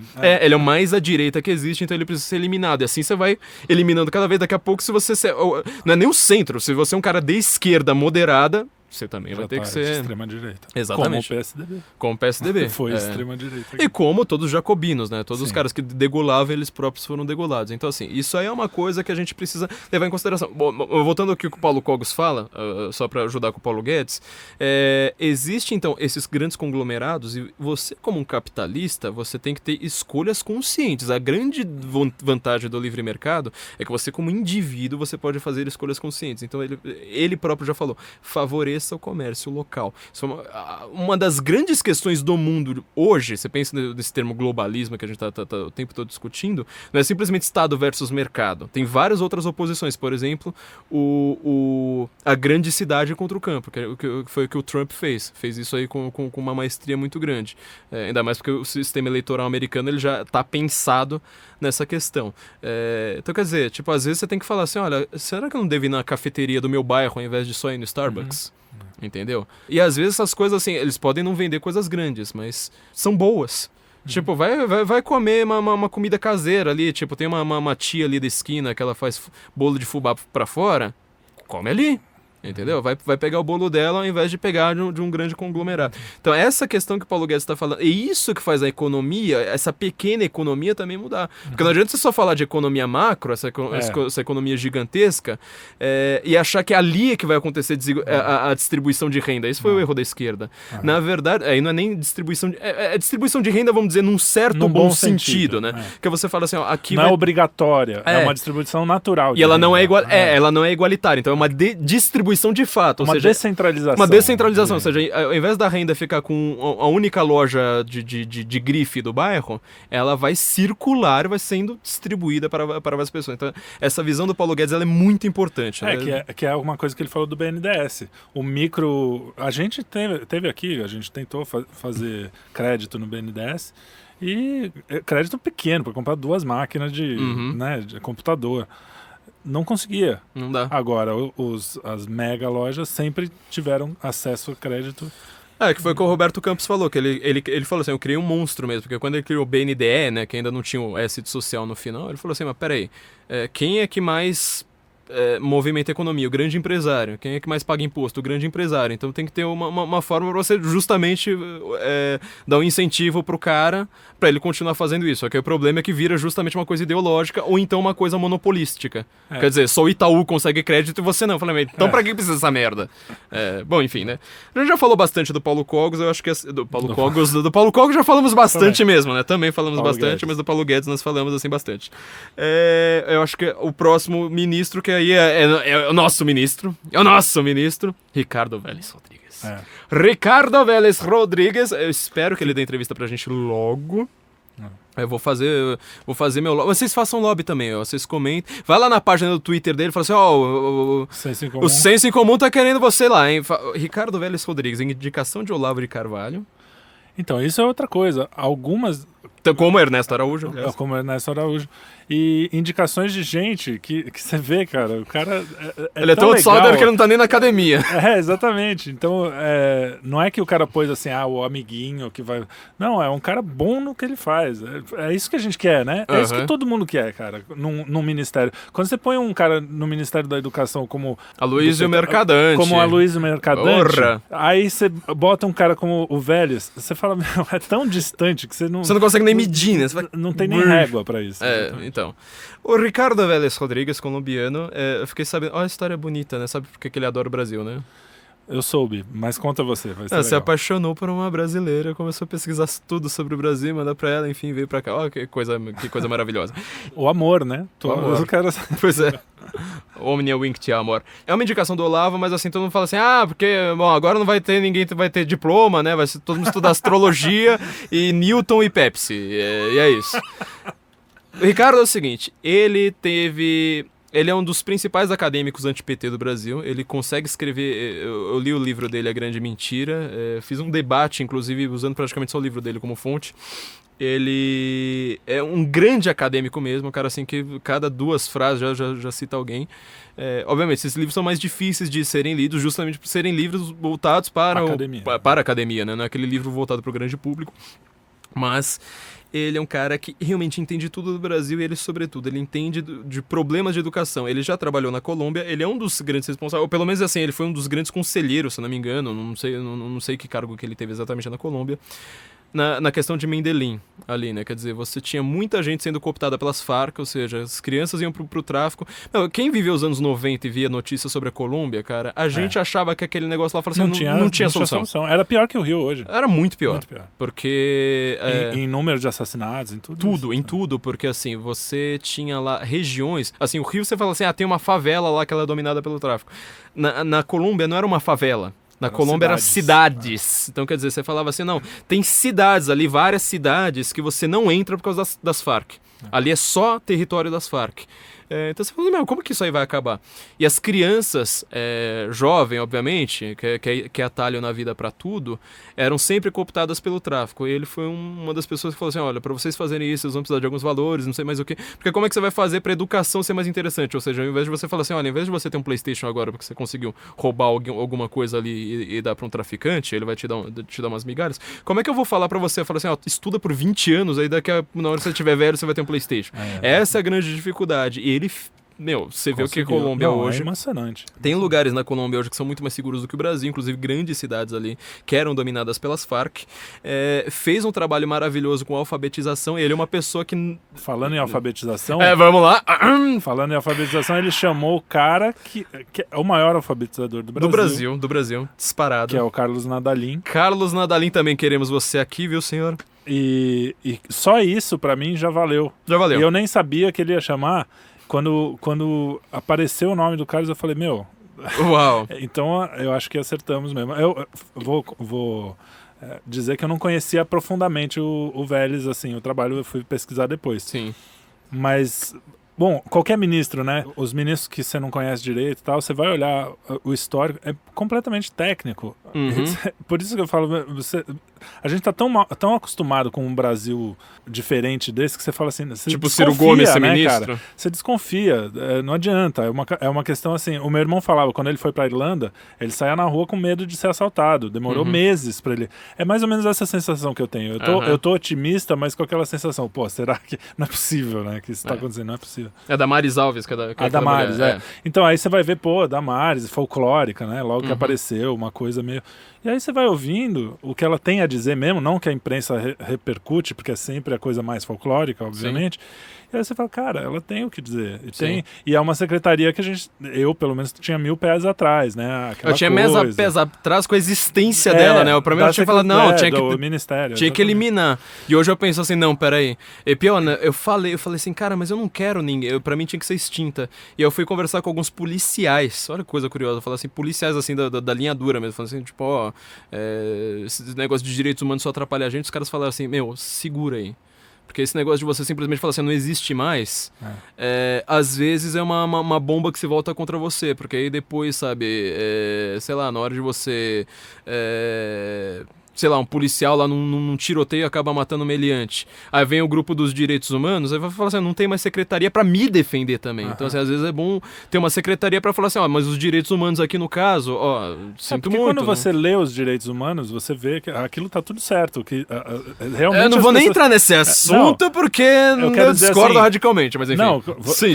A intenção, vamos dizer... Não, tá tudo certo no sentido... como a coisa é usada...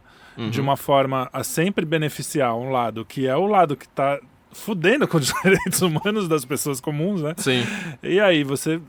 essa implicância, mas não quer dizer que você não precisa ter um cuidado com isso, óbvio, né? É que nem aquela coisa, não, mas as mulheres não precisam de nada. Não, existem problemas femininos, existem problemas até masculinos, que a gente precisa olhar. Só que a esquerda pegou isso com tanta força que parece que assim, não, então vamos acabar com tudo que... Não, vamos discutir, só que discutir diante de uma realidade, sem ideologia, discutir direito. Para os nossos patronos, aliás, nossa última revista de 2018 está explicando justamente essa questão do feminismo, né?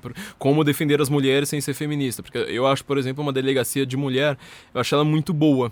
Porque mulher, ela tem que falar de crime ali que ela não vai querer falar para um homem. Pra um cara, uma coisa simples e óbvia. Só que toda delegacia feminina, pode perguntar para quem é policial, para quem é delegado, sobretudo.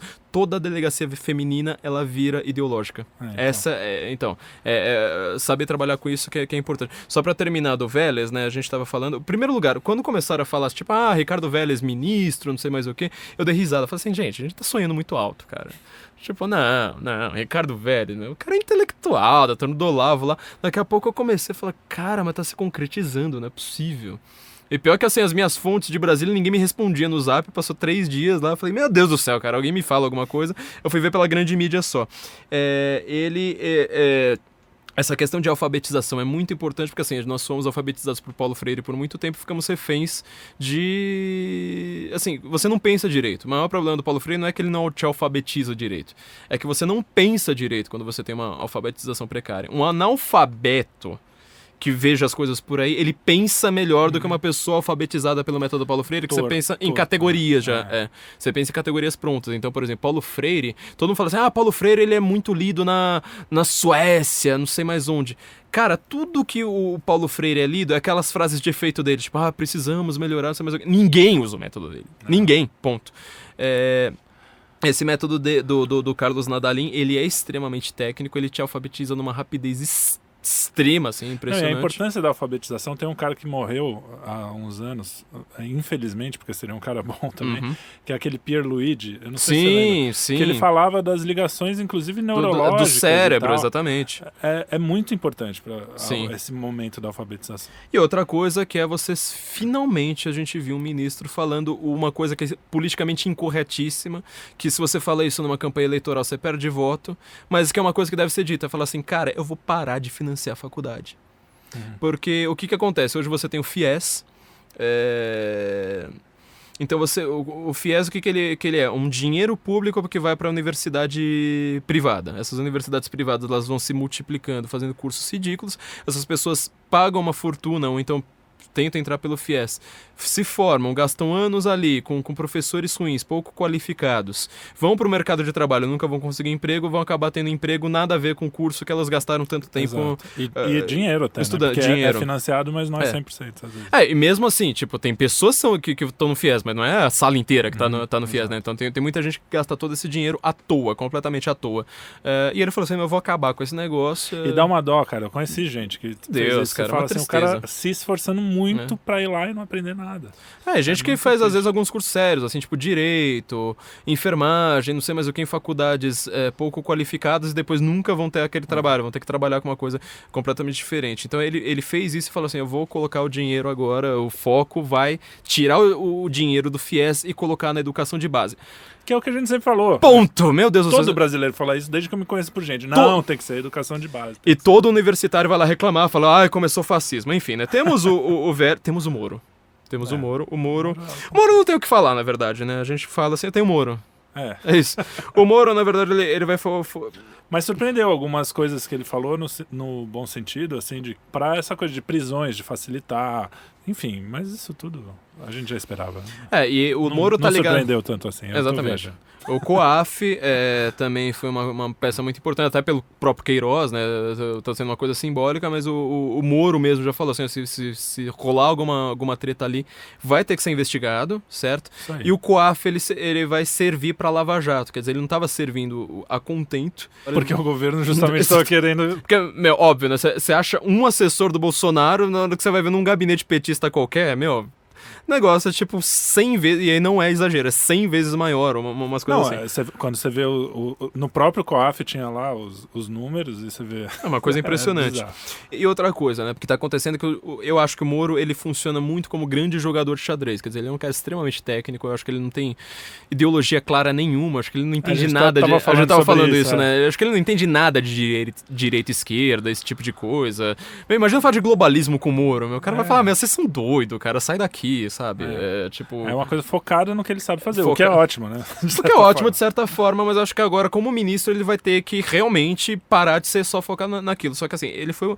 O que ele fez ali na Lava Jato? Ele foi o maior jogador de xadrez do Brasil porque ele conseguia antever alguns passos. Ele fala assim, os corruptos vão fazer tal coisa, então a gente precisa, como lei, como ministério, como agente do Estado, fazer tal outra coisa. Então, você viu o jogo de gato e rato ali dele com o Lula e com vários outros petistas, né? Tipo, tem aquela delação, vai ter que cruzar com aquela, então a gente vai ter que pegar uma próxima delação, então a gente vai ter que prender aquele cara. É muito complicado você pensar isso. É muito complicado. É uma coisa estratégica, é uma coisa que você não aprende no direito. Não adianta você falar, faculdade de direito nunca vai te ensinar isso. E agora, como ministro, ele tá ali na chefia das grandes operações. Então, quer dizer, ele vai ter agora um poder que assim, a gente nunca conseguiu ter, porque assim, a Lava Jato ela tava funcionando meio contra o Ministério da Justiça. O Ministério da Justiça, geralmente, olha quem a gente já teve como ministro da Justiça: José Eduardo Cardoso, Renan Calheiros. Olha a diferença do que vai acontecer agora, entendeu? O Moro é um bom exemplo pra gente ver nas outras áreas, pra quem não conhece o Vélez, por exemplo, o que tá sendo feito. É mais ou menos isso, é como colocar um Moro na justiça, é colocar o Vélez na educação, é colocar o Araújo o equivalente, o Moro, eu adoro o Moro, mas ainda vou falar assim, o ministro que mais me surpreendeu ainda foi o Vélez. O Ernesto Araújo, assim, na verdade não foi que ele me surpreendeu. Nas relações internacionais eu tava realmente esperando que o Bolsonaro fosse brilhar. Eu falei assim, aqui vai ser a área que ele vai brilhar, mas a educação, eu falei assim, não, mas o Ricardo Vélez também é over, né?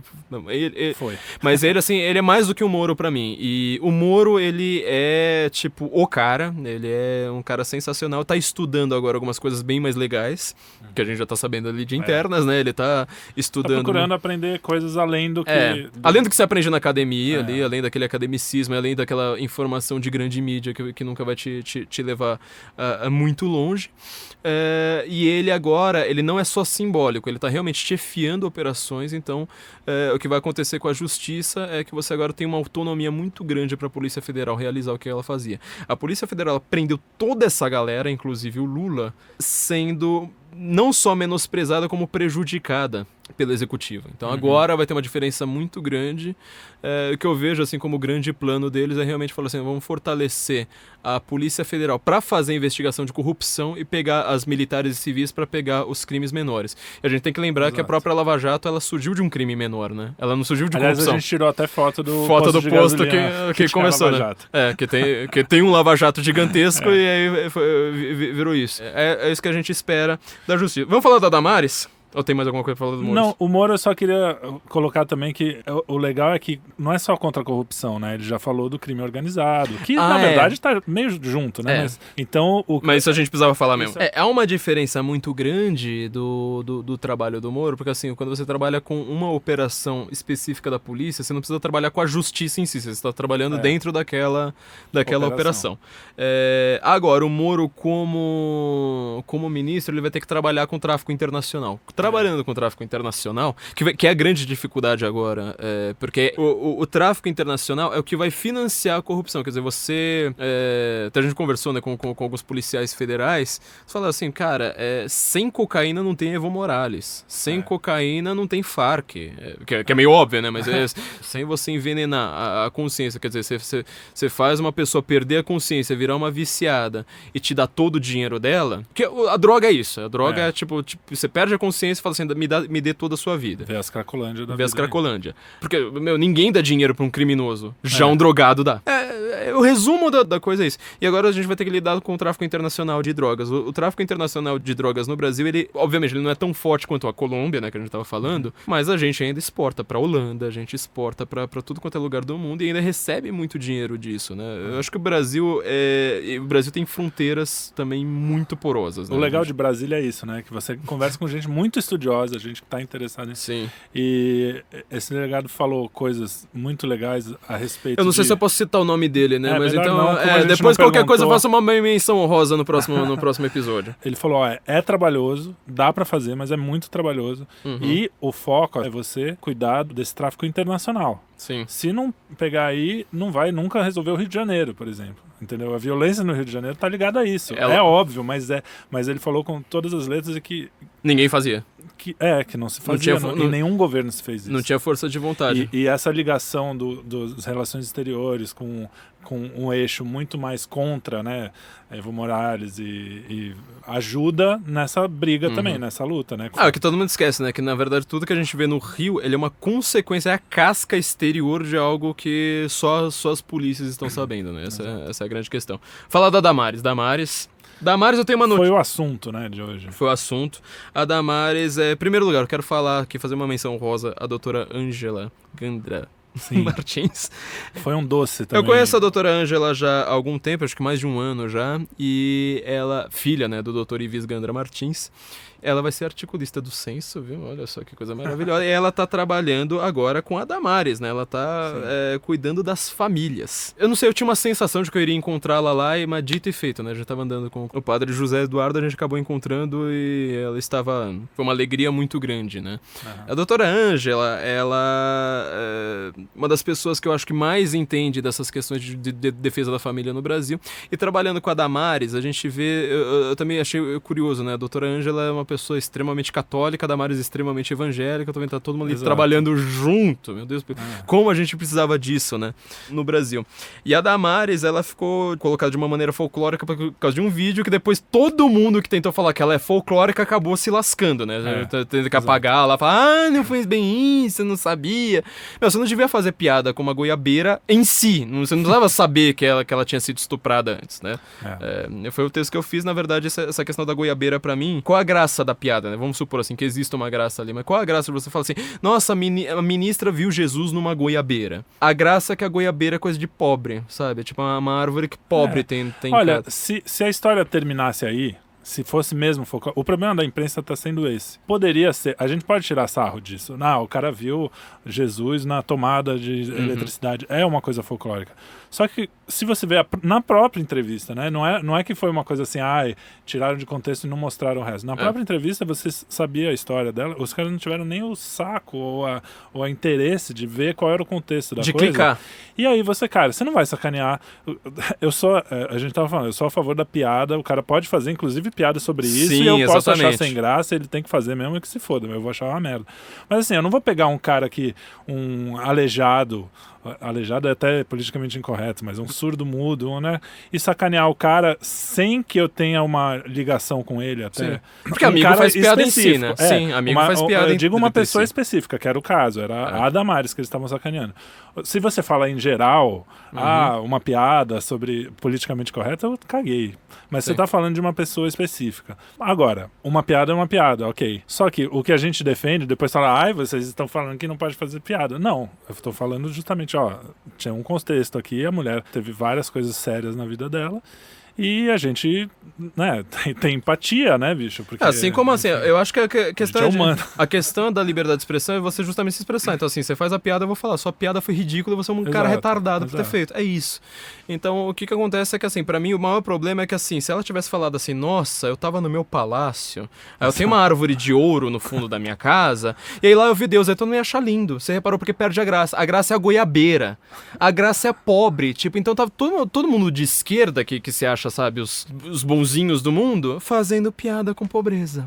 É isso que é o problema. Pra mim esse foi o grande problema. Porque goiaba é até uma palavra engraçada, né? A gente usa como o cara é meio goiaba. O cara é meio goiaba. Então, aí você vê Noblar fazendo esse tipo de piada. Aqueles lixo do Intercept lá, tudo fazendo piada, sabe? Então, Não, e é engraçado que é o pessoal que problematizava a piada. Porque pra mim, é o que eu falei. Piada é piada, foda-se. Faz aí, eu posso falar como você é retardado. Que piada...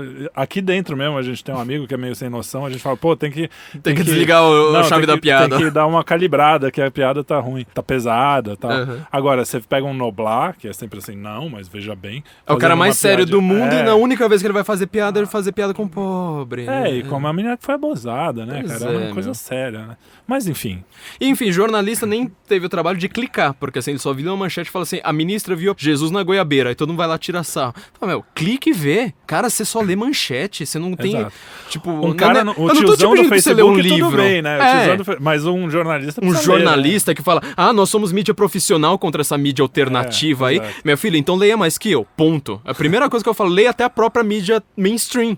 Leia a própria mídia mainstream, porque nem isso você leu. Agora, a Damares teve um negócio ontem, né? Aquele vídeo que ela falou do Menina Veste Azul. Azul e rosa. E aí eu vou fazer o que eu falei na interna, a gente conversou. Eu acho assim, eu entendo completamente, você entende, qualquer um entende, na verdade, é porque os caras têm malícia. A gente sabe que eles entenderam o que ela quis dizer. Sim. Mas eu acho que agora eles são governos, eles não podem mais ser um meme que vai ficar provocandinho. Eu entendo que era um momento que era off, alguém foi lá e filmou, alguém até que talvez concorde com ela, foi lá e filmou e tal.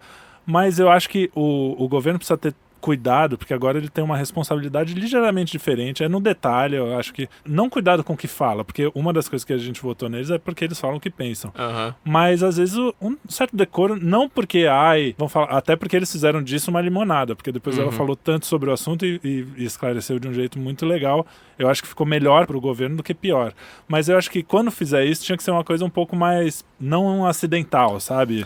Eu vou discordar disso, porque assim, a gente tá falando de estratégia, né? Sim, a gente não tá falando de conteúdo. Eu não acho que foi uma estratégia. Eu acho que foi acidental. Não, sim, não. Isso aí sem dúvida. Eu acho que sem dúvida que é acidental, que a frase dela foi acidental. Agora eu tô falando assim, estrategicamente falando, será que a gente deve se preocupar com a mídia ou não? Se preocupar com a mídia. Não, eu sei o que você quis dizer, mas assim, vamos colocar num resumo, assim, sabe? Num resumo dessa forma, ou seja, eu já falei até pra gente do governo, assim, vocês têm que se preocupar às vezes com algumas frases que podem sair do contexto. Eu sou campeão disso, sabe? Se a grande mídia ouvisse o Guten Morgen e colocasse lá, 3, 4 frases. 3, 4 frases sozinhas, cara, tipo, sabe? As minhas piadas são muito pesadas. Vocês até estavam me dando bronca, né? Que eu tava fazendo piada com a Globo News e falando assim, você reparou que você tá na área de imprensa? Você vai apanhar, cara.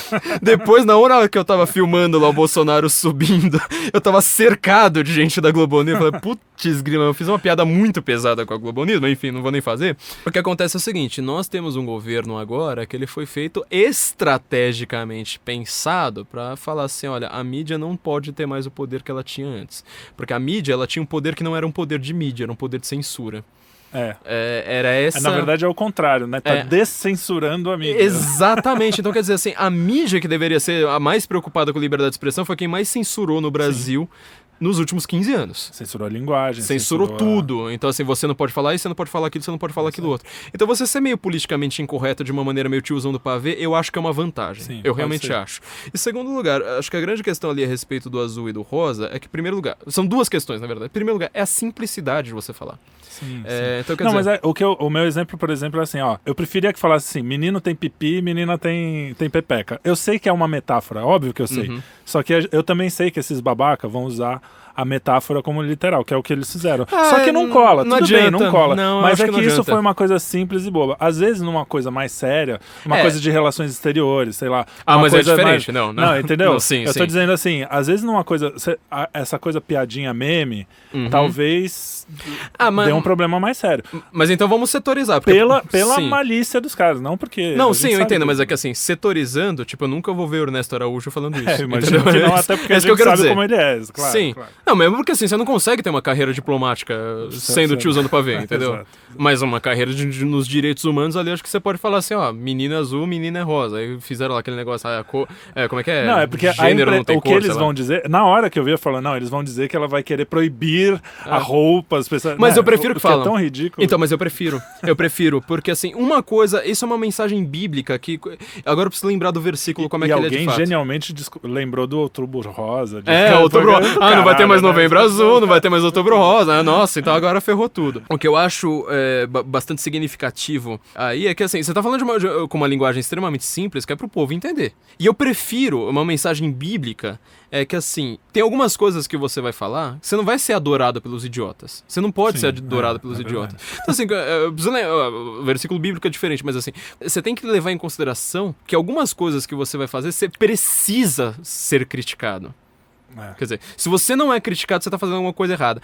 E na questão a segunda questão que eu acho importante do azul e do rosa é o seguinte, há uma briga, vou falar do Paulo Cogos de novo, há uma briga nessa esquerda ultramoderna, vamos dizer New Left, que a esquerda, assim, vamos dizer que ela tá brigando assim com isso a partir de 2010, provavelmente, que é uma briga contra as arbitrariedades da vida. Então, quer dizer, quem escolheu que o azul vai ser o de menino é uma arbitrariedade da sociedade. Sim. Quem definiu que vai ser o rosa vai ser uma arbitrariedade da vida. Fala assim, tá bom, eu entendo perfeitamente o que você tá dizendo. Podia ter sido o inverso. Só que assim, há muitas coisas na vida...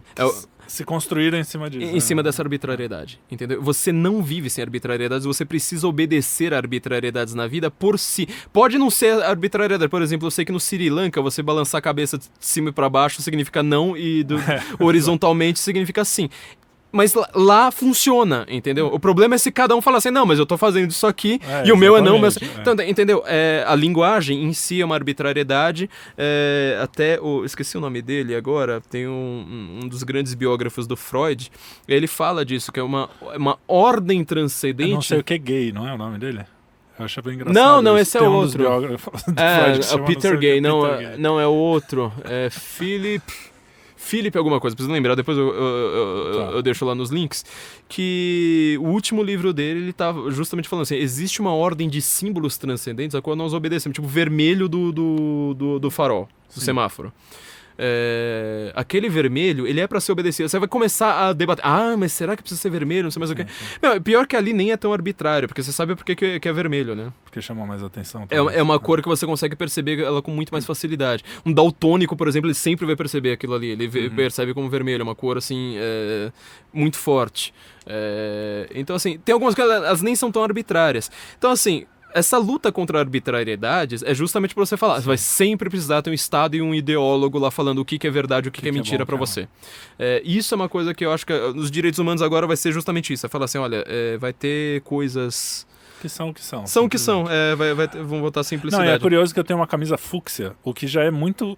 Gay. Homossexual falar fúcsia. Mas eu só sei que é fúcsia por causa dessa camisa, que alguém me falou, essa camisa é fúcsia. Acho que agora vai ser difícil usar. Eu quero te dar uma piscadinha depois. Vão falar que eu tô usando porque eu estou contra a Damares, né? Então, enfim, foda-se que vão falar. Temos duas índias, então. Temos a Silvia Wayampi, não sei se eu tô pronunciando o nome dela direito, aquela militar do Rio de Janeiro. Fora o vice, que é índio também, não é isso? Ele também é descendente de índio. Ela já trabalhou como atriz, ela é militar, atleta, ela já foi moradora de rua. Tentou entrar no exército a primeira vez, não conseguiu, depois ela entrou de novo, conseguiu. Eu não sei pronunciar o nome dela, Sylvia Wayampi, eu acho. Teve uma filha com 13 anos. Olha o que ela fala, né? Aos 13 anos deu à luz sua primeira filha, Idris, mas um ano depois deixou sua aldeia, mudou-se para o Rio de Janeiro sozinha e com 14 anos se tornou moradora de rua. Aí, aspas dela.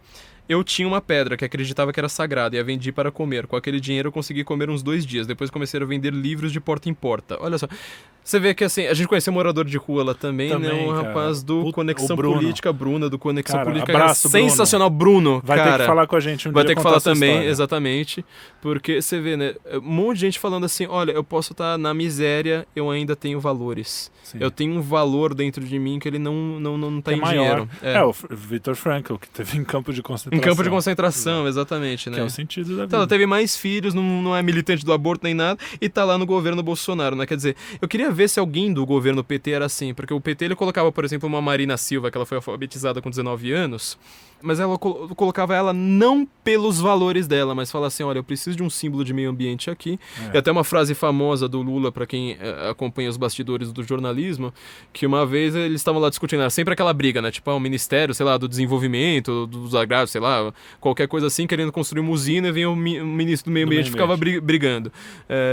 E o Lula virou pra Marina no começo do governo dele e falou assim, meio ambiente é essa coisa, Marina, uma hora vão enfiar o dedo da gente e melhor que seja logo, então. Fora quando eles mentiam, ou por ignorância ou por maldade, que quando Joaquim Barbosa falou o primeiro negro, que nem era, né? Foi um... Que ele falou, não, precisamos de um ministro negro. Não queria saber se ele era bom ou se era ruim, precisava de um ministro negro.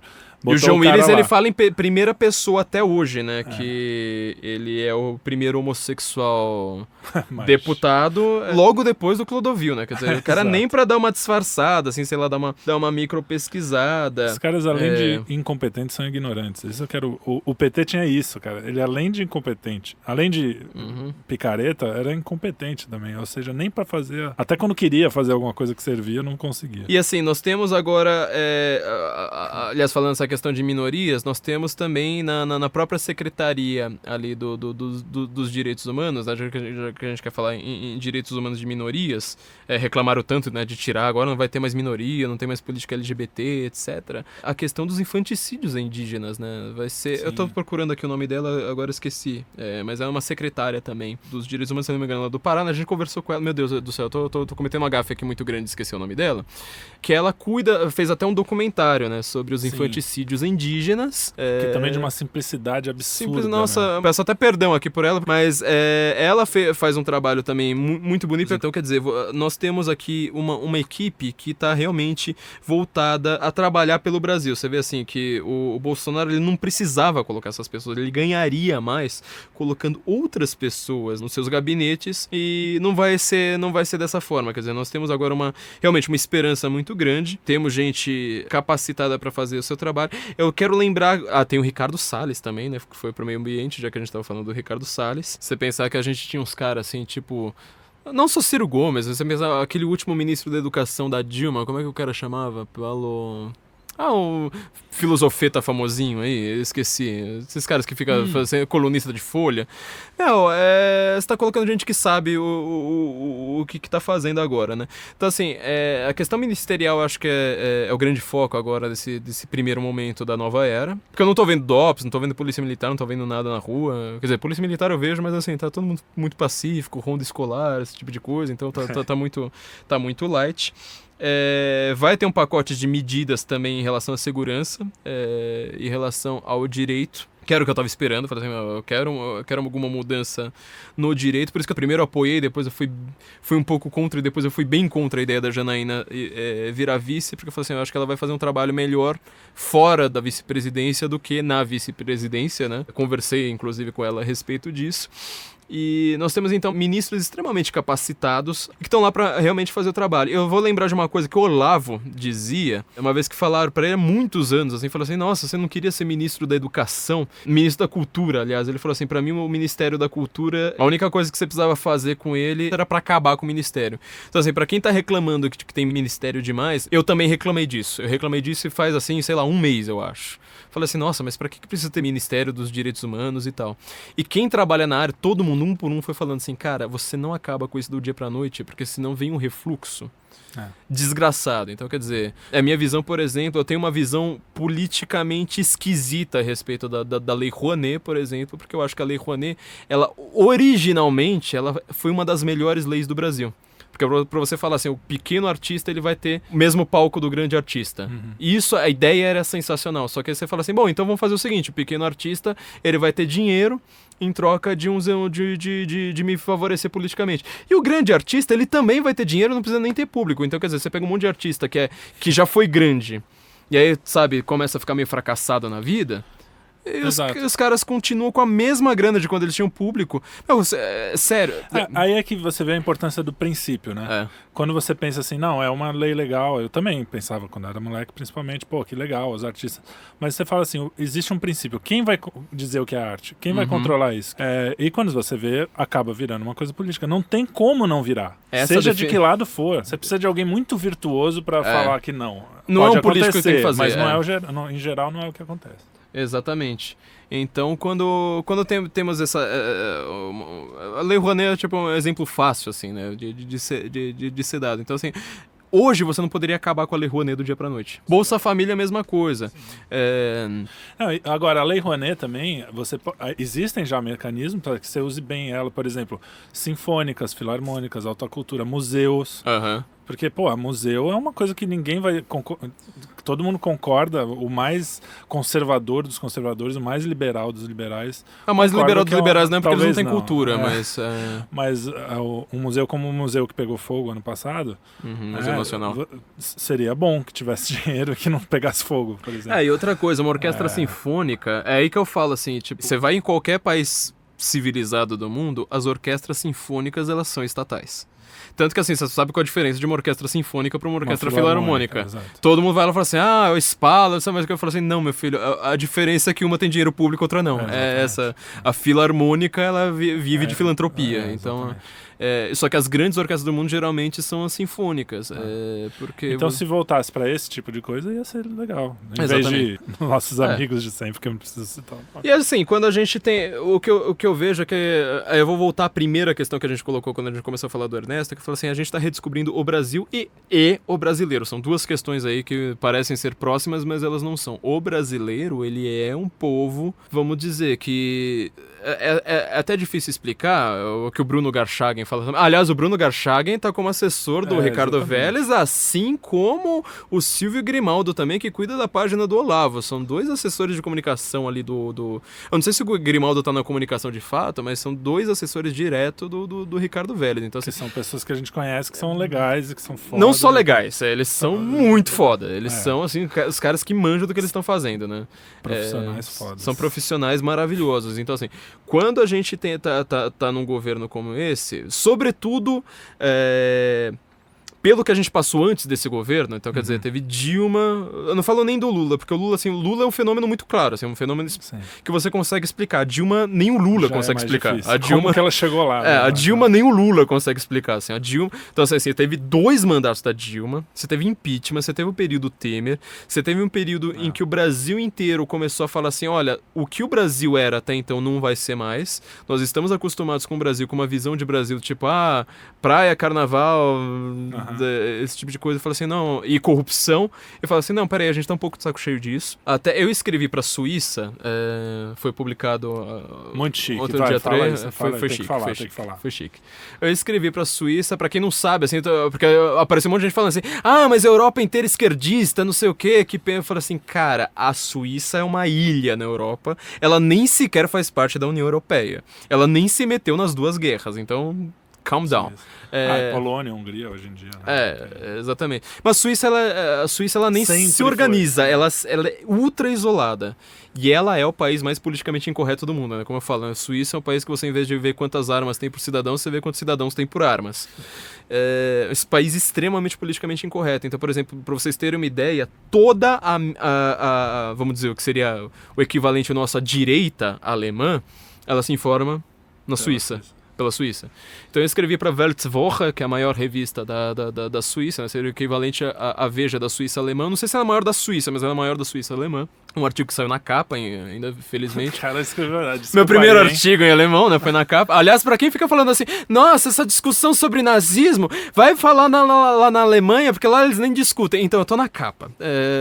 Tipo, shut up, porque vocês não escreveram artigo de capa, só pra começar. Pode né? se gabar, hoje eu vou deixar Bom, enfim, fim do momento arrogância aqui.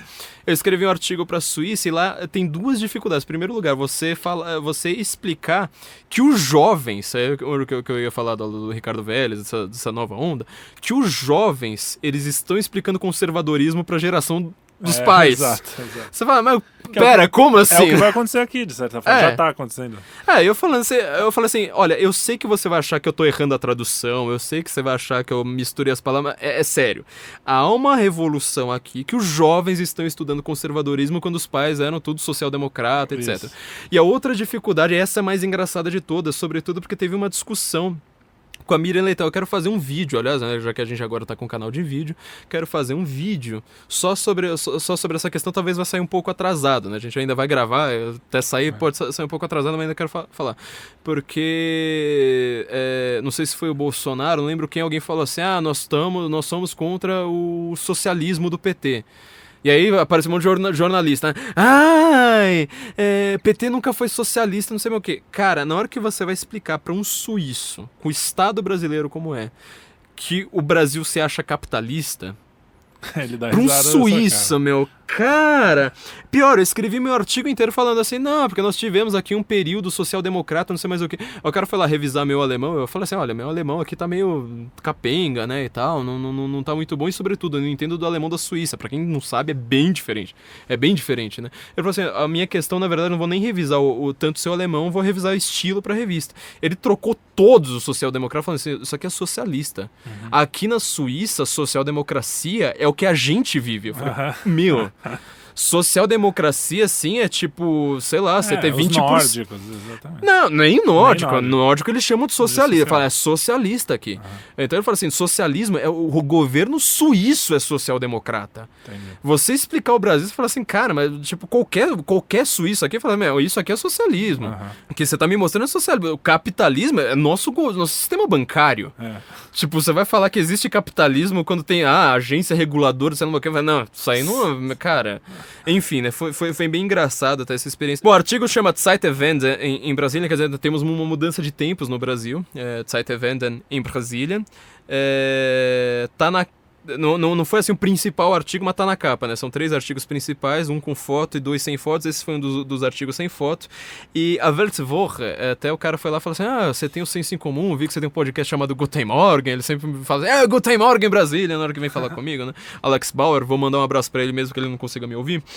Ele tava querendo entender, ele falou assim, olha, eu sei que tudo que eu tô ouvindo sobre Bolsonaro na mídia é bullshit. Eu quero saber o que tá acontecendo de fato. Eu fui lá e expliquei mais ou menos isso, né? Eu falei assim, eu falei do Olavo, falei da Janaína, falei dessa mudança, né, dos jovens, falei das manifestações, né, menos Marx, mais Mises, comentei aqui, né? E ele falou assim, olha, mas eu quero saber como é que seu site vive. Eu falei assim, vocês têm um paywall? Eu falei assim, não, a gente publica muito pouco, né? Não tem uma equipe grande o suficiente para poder justificar um paywall. Então, assim, ele falou assim, na Suíça geralmente eles usam muito menos redes sociais, o país é muito menor, né, um país menor do que um estado brasileiro, tem uma população muito pequena, e eles falam assim, lá eles estão acostumados, assim, você entra no site e só vê a capa, você clica qualquer coisa já aparece lá paywall. Eu desconfio mesmo, porque ele falou tanto isso pra mim, né, ele não explicitou na hora que ele publicou, mas eu desconfio que por conta de ser o Brasil, ele deixou o artigo livre, tá? Então todo mundo pode ir lá ler, podem usar o Google Translator, gente, não vai ficar perfeito, óbvio, vai ter, mas assim, vocês conseguem imaginar ali o que eu quis dizer. Não posso, obviamente, traduzir, porque é um artigo exclusivo, né, pra Weltwoche, mas é uma revista bem politicamente incorreta, né, um país que já entrevistou o Orbán, já entrevistou todo mundo que enfim, né, nossos grandes adversários não conhecem. Você tá esperançoso, Felipe, você que reclamou tanto do Bolsonaro? Eu que reclamei tanto, é verdade. Cara, realmente eu tô esperançoso. Pra mim, a grande mudança veio um pouquinho antes da facada. Eu comecei a perceber que separar aqueles fãs malucos do Bolsonaro, que ficavam me enchendo o saco no Facebook, do que o cara tava fazendo. Eu acho que a facada, e depois isso me confirmou, pessoas próximas me confirmaram, deu pro cara uma visão de missão que talvez ele tivesse, mas não tanto. Uhum. Que eu sentia isso no ar, não só dele, porque a gente mal chegou perto dele, mas da equipe, das pessoas que ele chamou. A gente não chegou perto dele. Eu cheguei na hora que ele subiu a rampa só. Nossa, chegou perto. Você viu ele passando, tá bom. Tá. Mas mudou justamente porque eu falei, cara, o ministério pra mim fechou, assim. Eu falei, não. Quando montou o ministério, eu falei, não, esse cara tá querendo realmente fazer uma coisa legal. Uhum. Agora, vamos ver, né, cara? Como eu falei, a gente é gato escaldado, a gente já teve esperança várias vezes no Brasil. Sim. Eu não fui um dos que tive esperança com o Lula nessa época. Em 2002 eu já era mais PSDB do que PT. Eu não era PT ainda na época. Eu já não gostava muito do PT. Essa coisa deles brigarem mesmo quando era bom pro Brasil, lembra? Isso eu nunca gostei também. Eu falava, puta, isso não é legal. Puta, eu vou fazer uma confissão. Eu fui numa manifestação contra a ALCA, sendo que eu era a favor da ALCA. Só que eu falava assim, não, é pelo PT. Eu comecei, sabe, era essa sensação, eu falei assim, cara, mas assim, tudo que é bom, eles são contra, exato. Eu, assim, a minha família sempre foi completamente petista, apareceu menção lá, se a família rachou, né? Assim, eu sempre fui a favor do PT chegar ao poder. Só que quando veio o governo Fernando Henrique, né, obviamente eu não entendi o que era esquerda, direita na época, eu não sabia o lixo que era, mas eu falei assim, Plano Real foi uma coisa excelente. Foi. Plano Real salvou minha família da falência, cara, porque assim, a gente tava... E foi mesmo, né? Não Nossa, dá pra negar. Quem era pobre naquela época tinha que, sabe... Quem era classe média, cara. Qualquer pessoa. Eu era classe média bem baixa, era isso. Você sentia, você comprava coisa com uma moeda, nossa, que coisa linda. E assim, você comprava uma coisa com uma moeda, você podia guardar a moeda por 3 meses, tinha voltava lá ainda, e comprava coisa com a moeda, porque assim... Quem viveu a hiperinflação, a hiperinflação, sabe a cara, foi muito tenso, foi muito tenso. Pra quem recebia pouco, sabe, você tinha que ir correndo, você recebia o dinheiro, tinha que gastar 90% do seu salário no dia, que era pra fazer compra de mercado, o supermercado era de manhã, você recebia de manhã, à tarde já era outro preço. E você ia correndo, né, roubava as coisas da prateleira que o cara já vinha etiquetando atrás. Exato, às vezes você corria do cara que estava etiquetando. Cara. Eu já fiz isso, gente. Teve racionamento de leite. Eu morava em São Paulo, gente. Teve racionamento de leite. Pra quem não sabe disso. Então, assim, minha mãe ia lá, dava um migué, ela colocava eu, minha irmã e minha mãe atrás. E eu era muito pequeno, né? Então, eu nitidamente não tava lá comprando leite pra família. Pra gente ter 3 sacos de leite, porque senão não tinha. Então... E é louco isso, né? Porque um cara que fez tanto pro Brasil, hoje a gente descobre essa coisa, o cara é praticamente um capacho do Lula, é uma das maiores decepções da minha vida contente política com isso. É o Fernando Henrique. Não contente com isso, tudo que ele fez de bom pro Brasil foi Plano Real, privatizar a Vale e a lei das diretrizes orçamentárias lá, e o tripé macroeconômico, as 4, na verdade, as 4 coisas, ele fez contra a vontade. Então. As 4 ele não queria fazer. Hoje, né? A gente sabe disso hoje. As 4 que ele fez contra a vontade. Mas justamente isso que a gente tá falando, a gente sabe disso hoje. Sei lá se daqui a 10 anos a gente não vai estar falando, pô, o Bolsonaro, cara... Mas o que... Com a informação que a gente sabe hoje, eu tô realmente impressionado, realmente esperançoso e assim, parece, como gato escaldado que eu falei diversas vezes, a gente fala, porra, será, cara? Não é possível. É muito bom pra ser verdade. Mas vamos torcer pra que seja e que, se não for, a gente vai encher o saco, que nem a gente sempre encheu de petista e de Fernando Henrique. Assim como o nosso, eu acho que o grande paradigma, o grande arquétipo do brasileiro hoje, né, já que a gente tá se descobrindo, o grande arquétipo do brasileiro é o ex-petista. Eu conheço muita gente que é ex-petista. Até falar que a chamada aqui da Weltwoche, na capa é Bolsonaro Hoffnungsträger, que é quem traz a esperança, né? Então, assim, a gente tá realmente com uma esperança nova. Você imagina isso numa revista... uma revista brasileira? A chamada de capa aqui, né? Bolsonaro, aquele que traz a esperança. Hoffnungsträger. E a gente tá como gato escaldado, nós vamos fazer nosso trabalho, óbvio, mas assim, estamos... Mas também não vamos ficar fazendo aquela coisa, fogo na floresta. Falou azul e vermelho e rosa. Porque agora... Então assim, tem muita gente que quer tentar pagar uma de independente sem conseguir. Eu acho que o grande trabalho... A independência, você fala assim, eu elogio o que é pra ser elogiado. Exato. Porque você não elogiar o que é pra ser elogiado também não é independência. Exatamente o que eu ia falar, né? Até queria falar, por exemplo, todo mundo zoa, né, o Carlos Andreasa por causa da história lá do teto e da máquina de moer do sistema. Eu também, quando eu fui no Pânico com o Andreasa, eu tava sentado lá esperando pra entrar no estúdio, aí ele apareceu e falou assim, teto, meu caro, a máquina de moer do sistema está com seus dentes aqui, nos devorando a todos. Ele deu uma puta risada, né? Não, cara, todo mundo não, pode... mas o que eu acho do Andreasa é o seguinte, realmente, ele pra mim, ele tá fazendo uma análise que, assim, ele pode ter o pensamento que for, mas é honesto, sabe? Eu falo assim, olha, eu acho que ele errou.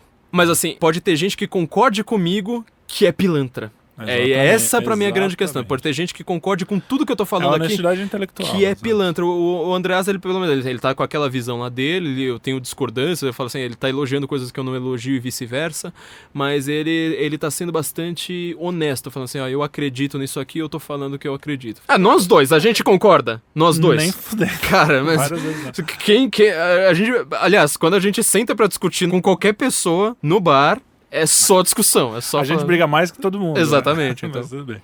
É isso aí. Bom, é isso então, gente. Eu queria deixar aqui pra vocês, então, tem um artigo da Weltwoche pra vocês lerem. Vou deixar o link pra vocês. Escrever Weltwoche talvez seja um pouco difícil, né?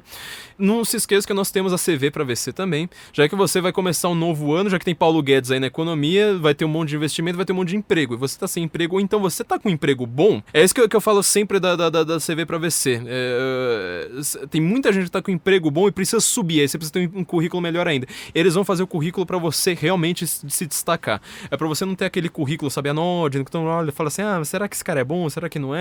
O currículo tá igual a todos os outros que eu recebo. Eles entendem da porta de entrada no mercado de trabalho, trabalham nisso há muito tempo, e eles vão fazer um currículo adequado para suas capacitações. Então eles vão lá falar assim, olha, o que você faz, me diga aqui, eu vou escrever um currículo aqui sucinto, objetivo. E se vocês entrarem pelo link do Senso em Comum, sensoincomum.cvpravc.com.br, é Senso em Comum, como do site, .cvpravc.com.br, vocês ainda vão ter alguns bônus que são exclusivos aqui para os nossos ouvintes do Guten Morgen, para os leitores do Senso em Comum, que é o guia do que você faz numa entrevista, ou seja, chega lá e fala assim, olha, na hora que o cara te disser X, você fala Y, objetivo, e também um guia de busca de vagas, quer dizer, você vai começar realmente esse ano, não só na nova era, com menos corrupção, mas definitivamente com um emprego muito melhor.